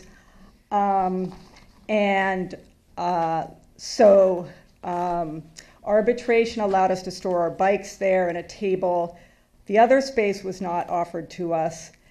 We also wouldn't want to use it. I have some pictures. There's building material on Unit B. There's building material on Unit A. Originally, our kids could run up and down the stairs to our back patio. The landlord is saying, oh, well, they can use A, but our kids can't run up and down the patio. There are tons of building material there. We wouldn't feel safe with our kids being there. There's a sliding glass door there we don't live there, so it would just be weird now that it's kind of sectioned off for that to be offered, and it wasn't offered to us. So I think that we should accept the hearing officer's findings. I'm not hearing any persuasive new evidence, and to resolve the question, Mr. Williams was a property manager for Mr. Deems before Mr. Deems died. Thank you. Thank you very much. I have a question for staff. I don't recall seeing the lease and designating who the property manager was under the Mr. Deems. For me, that would have made it even more simple. There was at least testimony in the evidence that Mr. Williams had been the property manager under Mr. I didn't Deems. understand the I don't recall the report lease to being summarize in that. there. Okay. Because it seems like the entirety of the dispute in this appeal is whether was it Mr. Deems or was it Mr. Williams who made and then you clearly illustrated that that's not what's at question because it's uncontroverted testimony. So in either case, I'm not dissuaded from agreeing with the staff. Commissioner Sultan.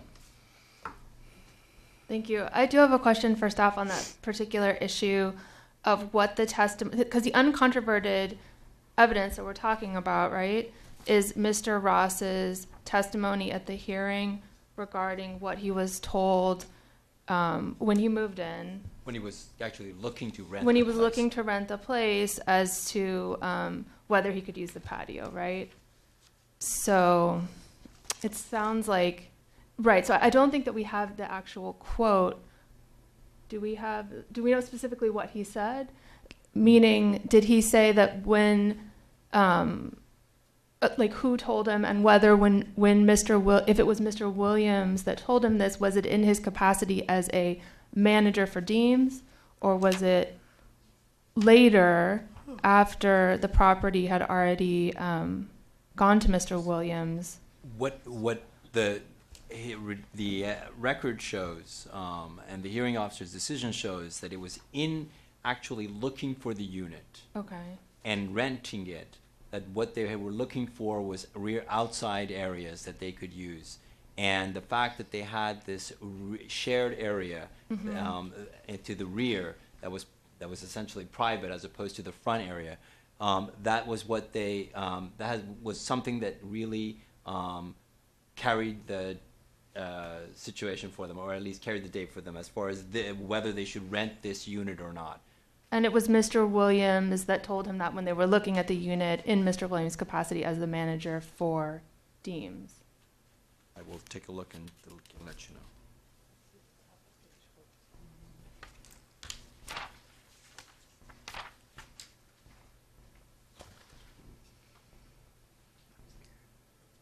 Right. Mr. Ross said that he was told by prior owner Warren Deems when they moved in that this undivided space was a communal patio shared with the tenants of Unit A. Was that a different quote than the one that Mr.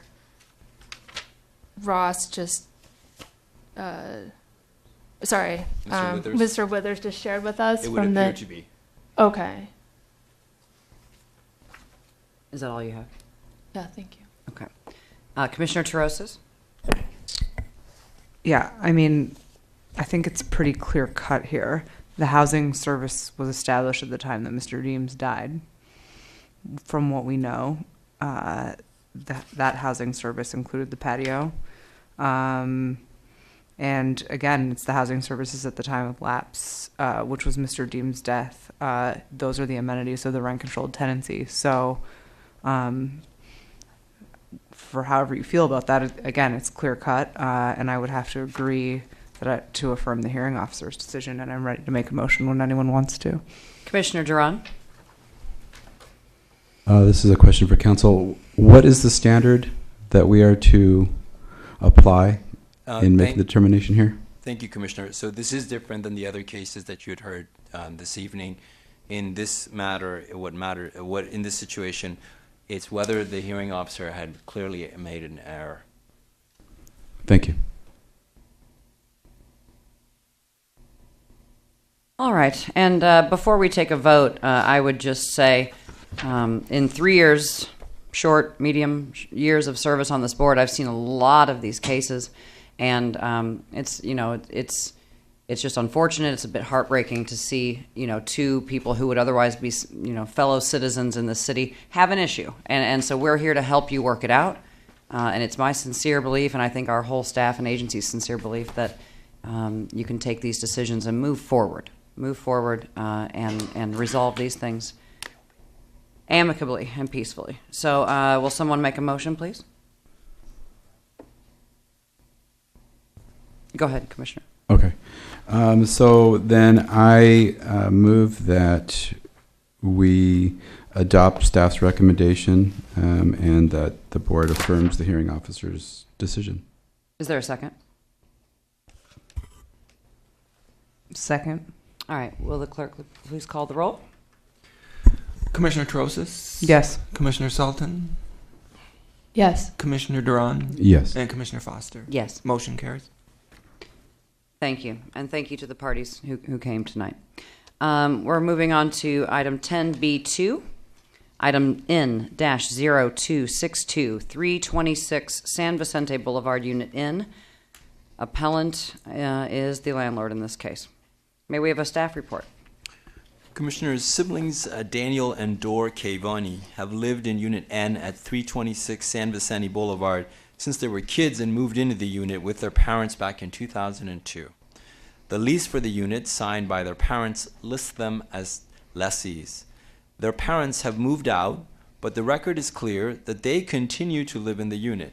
Because they were children when they moved into the unit and necessarily did not sign the lease for their unit, their landlord, 326 San Vicente LLC, contends that they are occupants and not tenants of the unit, and that only their parents were their tenants. And since they've moved out, the board should adjust the rent upward based on market rents because the quote-unquote tenants of the unit no longer reside on the property. The only law that allows a landlord to raise the Santa Monica rent control unit's rent in excess of the controlled amount if the tenants have moved out is the Costa-Hawkins Act.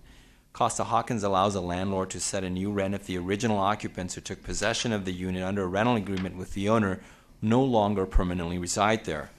Because the Cavani siblings were original occupants of a tenancy created by a rental agreement, which lists them as lessees, Costa-Hawkins does not give the landlord a right to raise the rent. Case law has made this point explicitly clear. In Mosser versus San Francisco's Rent Stabilization Board, the landlord tried to decontrol the rent of a 23-year-old man who had moved into a rent control unit with his parents when he was a minor. The lease in that case did not even mention the 23-year-old, only the parents, and even stated that they were the only authorized occupants.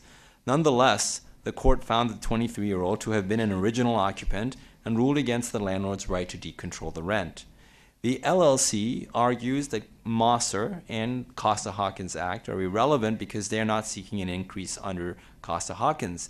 Instead, they argue that the Cavani's parents were the only tenants and that since they clearly do not reside in the property, Board Regulation 3304 directs the board to increase the rent based on market rents.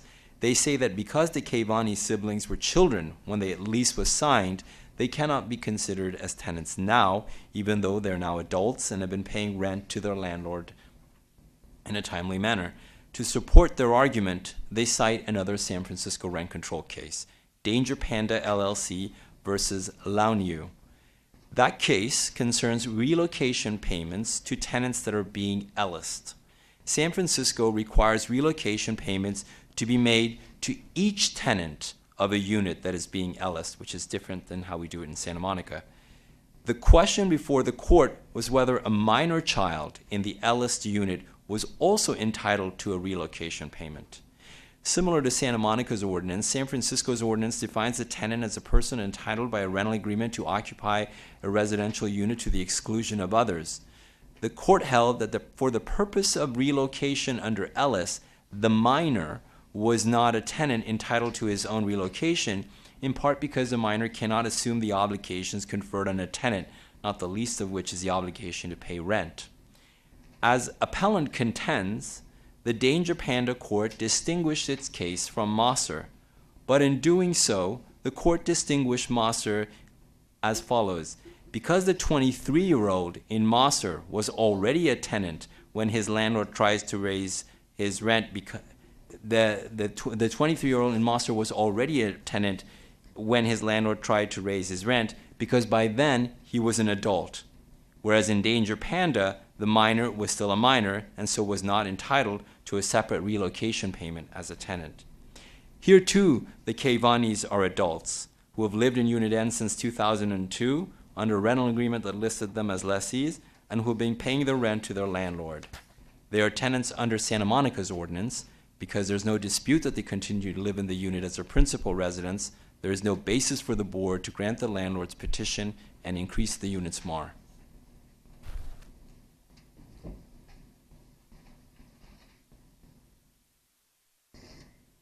All right. Thank you for that. We do have 3 requests to speak. And please keep in mind, I'll remind everybody again, don't offer new evidence. We won't be able to accept it. And staff will help us keep tab on that. Mr. Mark Eggerman is first. As an appellant, you have up to 5 minutes. Be followed by Dan Kakobian, and followed by Daniel Cavani. Good evening. My name is Mark Eggerman. I'm an attorney, and I represent 326 San Vicente LLC, who's the owner of the real property in question. First of all, thank each and every one of you for your public service and the time you're spending tonight to try to reconcile these issues.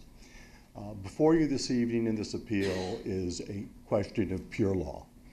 We are not disputing any factual findings. We believe there has been a fundamental error of law on the part of the hearing officer and the staff's report. The first question is, under the Santa Monica Rent Control Ordinance, what does it cover? And Section 1801 I states a tenant, and that's the fundamental issue in this case. Were the Cavani brothers tenants or occupants? It states a tenant is, quote, a tenant, subtenant, lessee, sublessee, or any other person entitled under the terms of a rental housing agreement to use or occupy the rental property.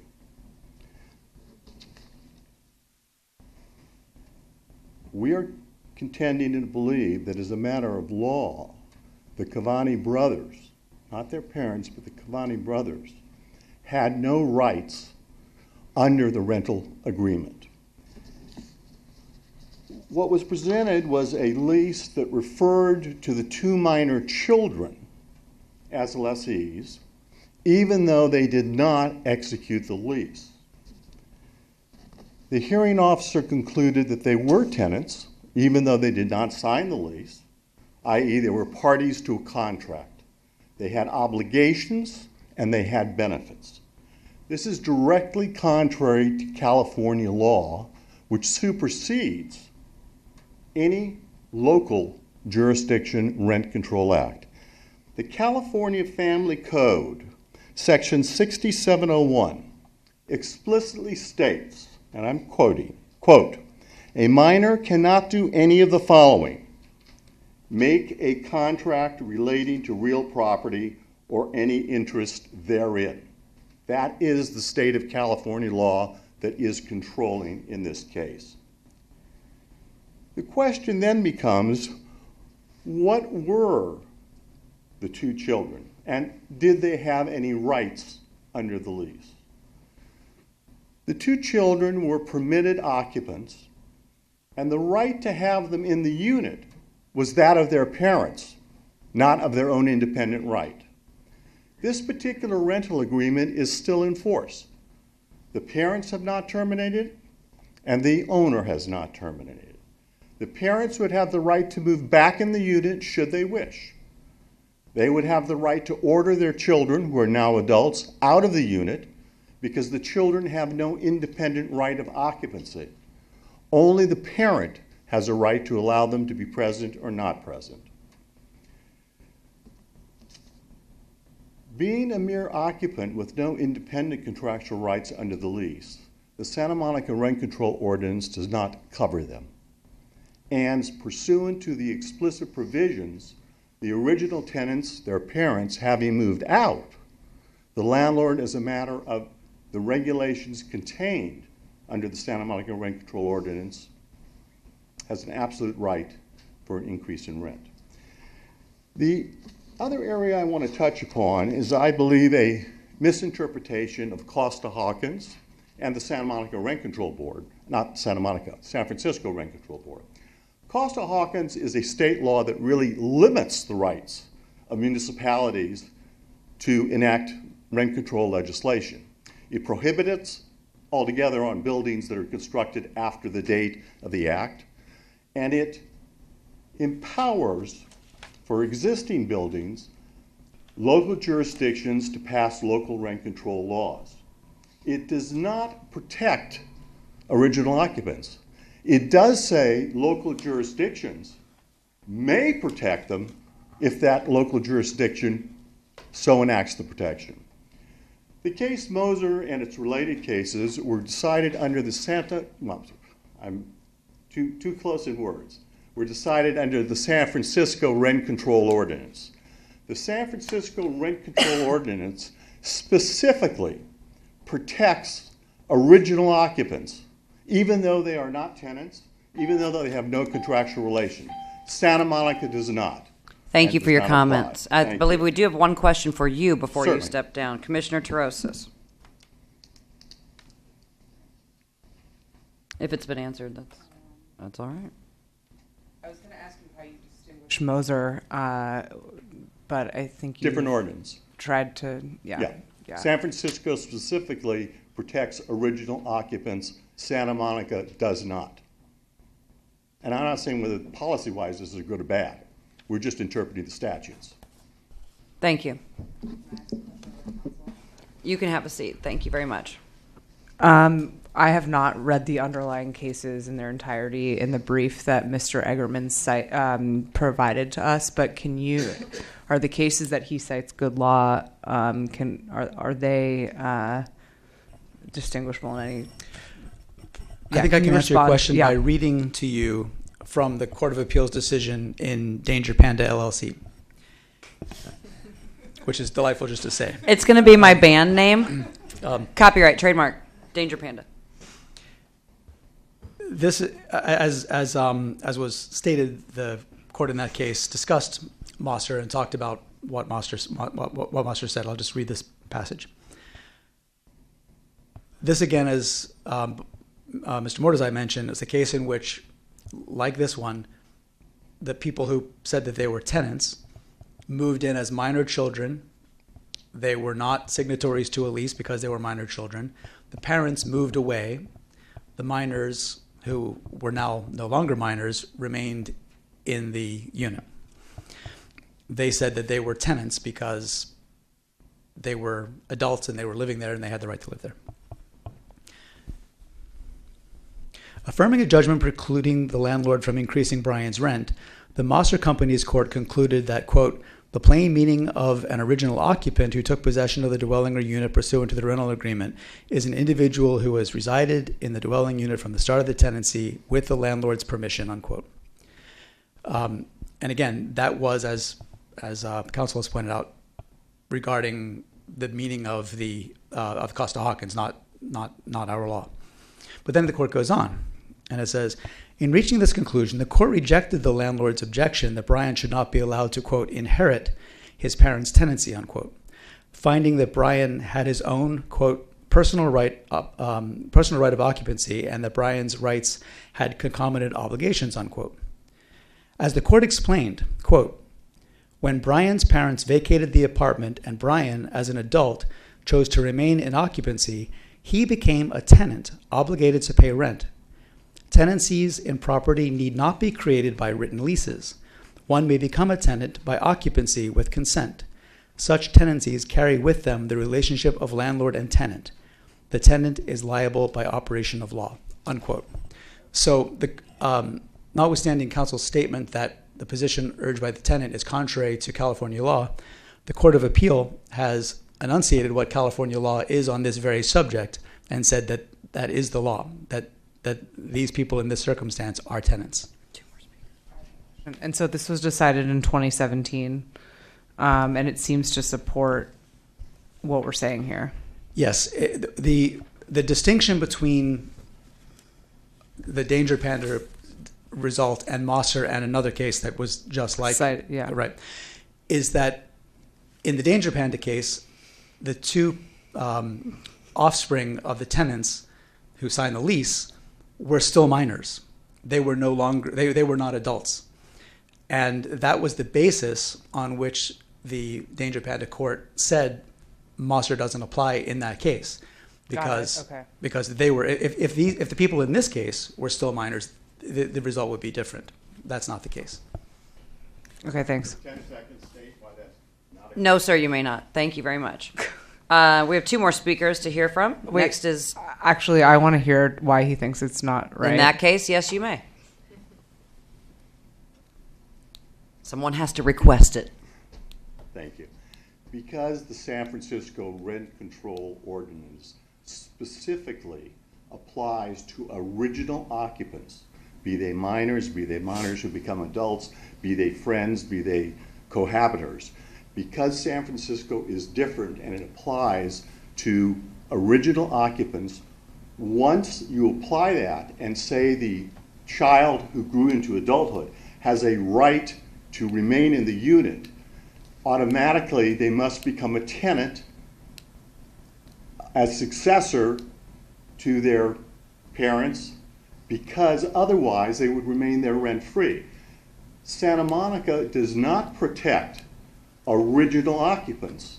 Therefore, when the original parent tenants move out, the landlord under the Santa Monica ordinance has an absolute right to file the petition and increase the rent to market value. Okay, thank you. I would like to provide an opportunity. Oh, you have a question? I have a question for the council, if that's okay. Or unless you're done. Do you want to address that point first? I would like to and then Commissioner Duran's question. Okay. As council, when he was speaking earlier, correctly identified Charter Section 1801 subdivision I as defining tenant. And it says that a tenant is any person entitled under the terms of a rental housing agreement to the use or occupancy of a rental unit. These people are indisputably people who have the right to use or occupy the rental unit under a rental housing agreement. As the court in Mosser mentioned, that need not be the written document that the parent signed. Thank you. Commissioner Duran, do you have wait, a question? I have a question. So, counsel, is it your assertion that if you have a child of a parent who lives in a rental housing unit, that they need to go get their own lease somewhere else because even if they've grown up somewhere their whole life, they're not entitled to be in there as a tenant? Under the Santa Monica Rent Control Ordinance, the right to have the child of the unit is the contractual right of the parent. And what and the parents to this day can authorize their children who are adults to be in the unit because the rental agreement has not been terminated. Oh. So their right of occupancy is not in question. But the original tenant having moved out, we are entitled to petition for an increase in rent because the children never have and still do not have a right under the lease. Okay. It is the parent's right. Can you read that definition of tenant one more time? It's at the very end. No, yeah. I'd actually like to read two definitions. The San Francisco one, since they've both been brought No, up. they've been brought into question here. Yeah, that's fine. And you have the San Francisco one? Yes. You're so prepared. Well, it's Mr. Mordezai who pointed it out to me. So. You're so prepared. A tenant is a tenant, somewhat unhelpfully, subtenant, lessee, sublessee, or any other person entitled under the terms of a rental housing agreement to the use or occupancy of any rental unit. That seems very restrictive. That's our definition. San Francisco's is very similar, but not identical. It says that a tenant is a person entitled by a written or oral agreement, subtenancy approved by the landlord, or by sufferance to occupy a rental dwelling unit to the exclusion of others. So they're very similar. Yeah, okay. Thanks, that was helpful. Commissioner Duran, do you have a question for Yes, Mr. Eggerman? I do, thank you. Mr. Eggerman, what is your client's position in regard to acceptance of rent by the two sons and the effect that would have in a waiver of the predecessor, the earlier contract? If my memory is correct, there were checks accepted for 3 months prior to the time the father moved out of the unit and was still living there. I have a very short section in my brief on waiver. Waiver has to be an intelligible and knowing waiver. Once the father moved out, no checks were accepted from the sons. So there has been no knowing waiver, no intelligible waiver, and tender checks were in fact refused after the father was no longer in possession of the premises. Thank you.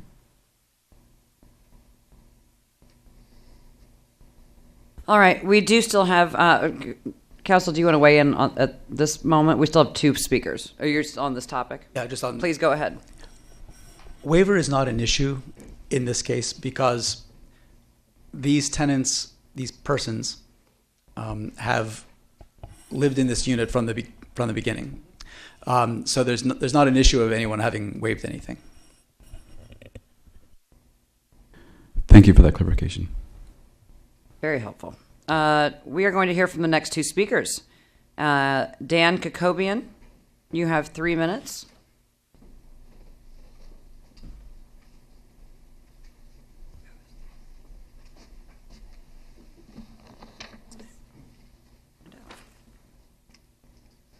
Good evening. Thank you for taking the time into consideration. My name is Danny Kobin and I represent Dora and Daniel Kevani the tenants of 326 San Vicente Boulevard, Unit N. I think it's important for us to examine Board Regulation 3304A, which permits the landlord to bring this petition to begin with. It reads, in accordance with the purpose of the rent control law, to regulate rents for tenants in order to help alleviate the impact of serious housing shortage on tenants, a landlord may petition for determination that a unit is not a tenant's residence. If a rental unit is kept for secondary occupancy, such as a vacation home or purpose other than the tenant's residence, then the landlord may petition the board for determination that a tenant is not an occupancy. This is not what this case is about, clearly. This home was never used as a vacation home, was never been an office or vacant. It is the primary and only residence of Dor and Daniel Kevani. They've been living there for the past 16 years. It's not about preventing any sort of housing shortages or anything like that. Now, the landlord is arguing that Dor and Daniel are not tenants but merely occupants, even though we did provide a lease clearly showing that they are listed as lessees and they do have a right to occupy this unit as tenants, as original tenants under the lease agreement. Now, in the hearing itself, we did satisfy every single factor under Board Regulation 3304A to show that they carried all of their basic living activities there, their cars are registered there, their mail is delivered there, they register to vote there, and so on and so forth.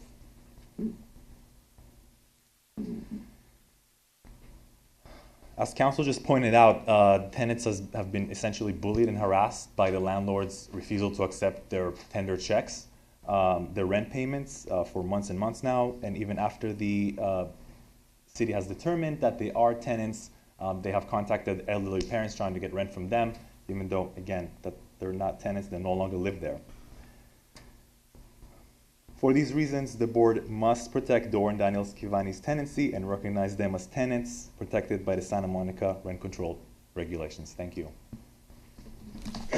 Thank you. Now we'll hear from Daniel Kevani. I have a question for Steve. Evening, everyone. Thank you for being here. My name is Daniel Kevani, and I live in 326 San Vicente, Apartment N. I just wanted to make a statement. Essentially, I've never had any other address in the United States as a permanent address other than this place. I went to Santa Monica High School. I attended SMC. I went to Cal State Northridge. I've always worked in Los Angeles. I always carried my basic livings and belongings in that apartment. Never intended to move out. I'm always been part of the community. All my friends live here. The business that I'm working at essentially is opening up in Santa Monica. And I honestly wanted to bring up the concept that this whole situation didn't even begin until we notified them that we wanted things fixed in the apartment. They didn't even know our parents moved out. They came in, they only came in after we put up a petition because they kept on ignoring our emails. So they came in after us putting a petition to decrease rent because they weren't willing to fix anything. And then all of a sudden, they're like, oh, Just wait. hold just one moment. Does he have a pending case before this agency? Necessarily in the record either. So just as a reminder, not that it wasn't potentially relevant at the time, but we can't hear things that weren't entered into evidence in the hearing process. So, but speaking about the maintenance conditions or when they discovered it, was that in the hearing record, Amy? Or I don't believe so. okay, that's okay. You can just stick to the rest of it. But long story short, essentially we explained to them that we're here, we want the stuff fixed, and then essentially this is where we ended up. You understand? Like, we really, honestly, it just looks to me like complete retaliation as far as the landlords goes and management, as far as my end goes. As well, I mean, he hired a PI to follow us. Okay, that's on the record. For about 2 months, I was feeling like a criminal. I had anxiety issues. I had to go and see a professional because nobody around me believed me that somebody was following me. Also not in the please limit your comments to what was in the record in the hearing officers. It was in the record that there was a PI on that, essentially following us. It's just not summer. It's not. And I also met him at the complex multiple times. Amy, Before I did you even want to knew say it was something? I'm sorry, I can't comment on whether it's in the record. It might have been in the application. Without looking at it, I can't tell you. Okay. Well, just to be on the safe side, you're doing fine. I know it's hard to get up and just. I would continue on things that we know are in the record. Mr. Lewis, did you want to weigh in on that? Yes, I would just for the speaker's benefit and the board's, I would just reiterate that there is no dispute that that the speaker and his sister, the brother, live at the in the unit and have lived there from the date that their parents moved in. So there, and as counsel for the landlord mentioned, their continued occupancy in no place other than that unit is not in dispute. The sole basis for the owner's position is that he has a legal difference of opinion as to what the law means, but nobody disputes that that the speaker and his brother have always lived in the unit. While he's still up here, can I ask you, staff, a clarifying question? Does the fact that rent was being accepted, or the timing of when or whether or not the landlord knew who was, still of the original lessee still in there, is that relevant to this case, or? Because there's no dispute that the speaker and his brother have always been in that unit, no, it's not relevant. And I'm just also curious if hearing any of this, I just want to make clear for the public too, who may be listening, that whether or not someone accepts rent checks or not, it becomes before the city attorney's office, not before this office. Correct? But potentially. I mean, it has no bearing on the outcome of this case. Okay, so I just wanted to let you know that those sorts of things, we can stick to what's in the record because the facts seem to be pretty clear. Okay. Thank you very much for understanding. Thank you very much. Appreciate you. Have a great All day. right, we're going to begin discussion now. Anyone want to start? Commissioner Torosis. Okay. After questioning staff and Mr. Eggerman, and actually for me, hearing the definitions between Santa Monica's definition of a tenant versus San Francisco, I think, and the fact that the Court of Appeal in Danger Panda, as recently as 2017, I think followed the line of reasoning that makes sense here pertaining to adult tenants, and the Mosser case, and the fact that I didn't hear the words original occupant in San Francisco's definition. This seems to be some construct. I would have to agree with staff, given my reading of the record, that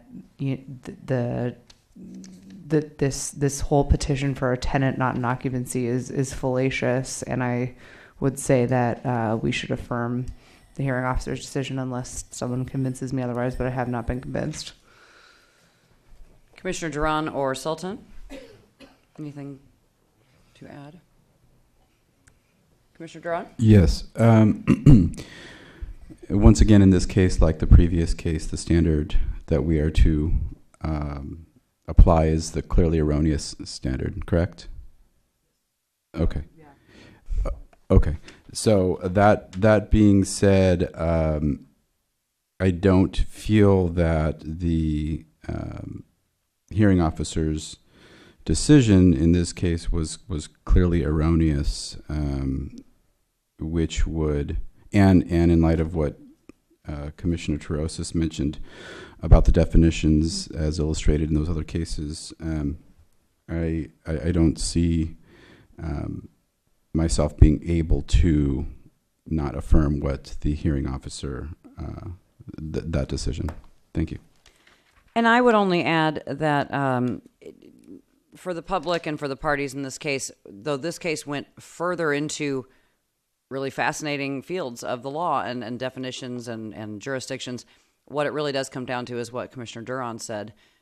We are here to see if the hearing officer made a mistake, a clear error in their interpretation of the law, and staff has convinced me beyond any doubt that they have not committed an error. Let's move this thing.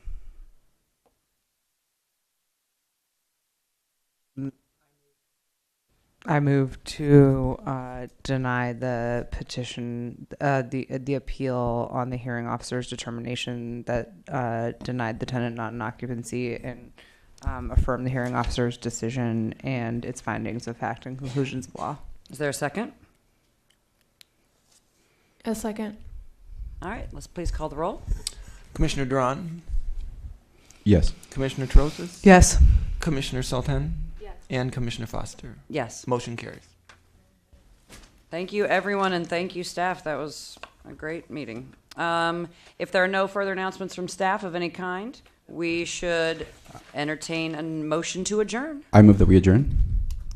Is there a second? Second. All right, this meeting is adjourned. Thank you.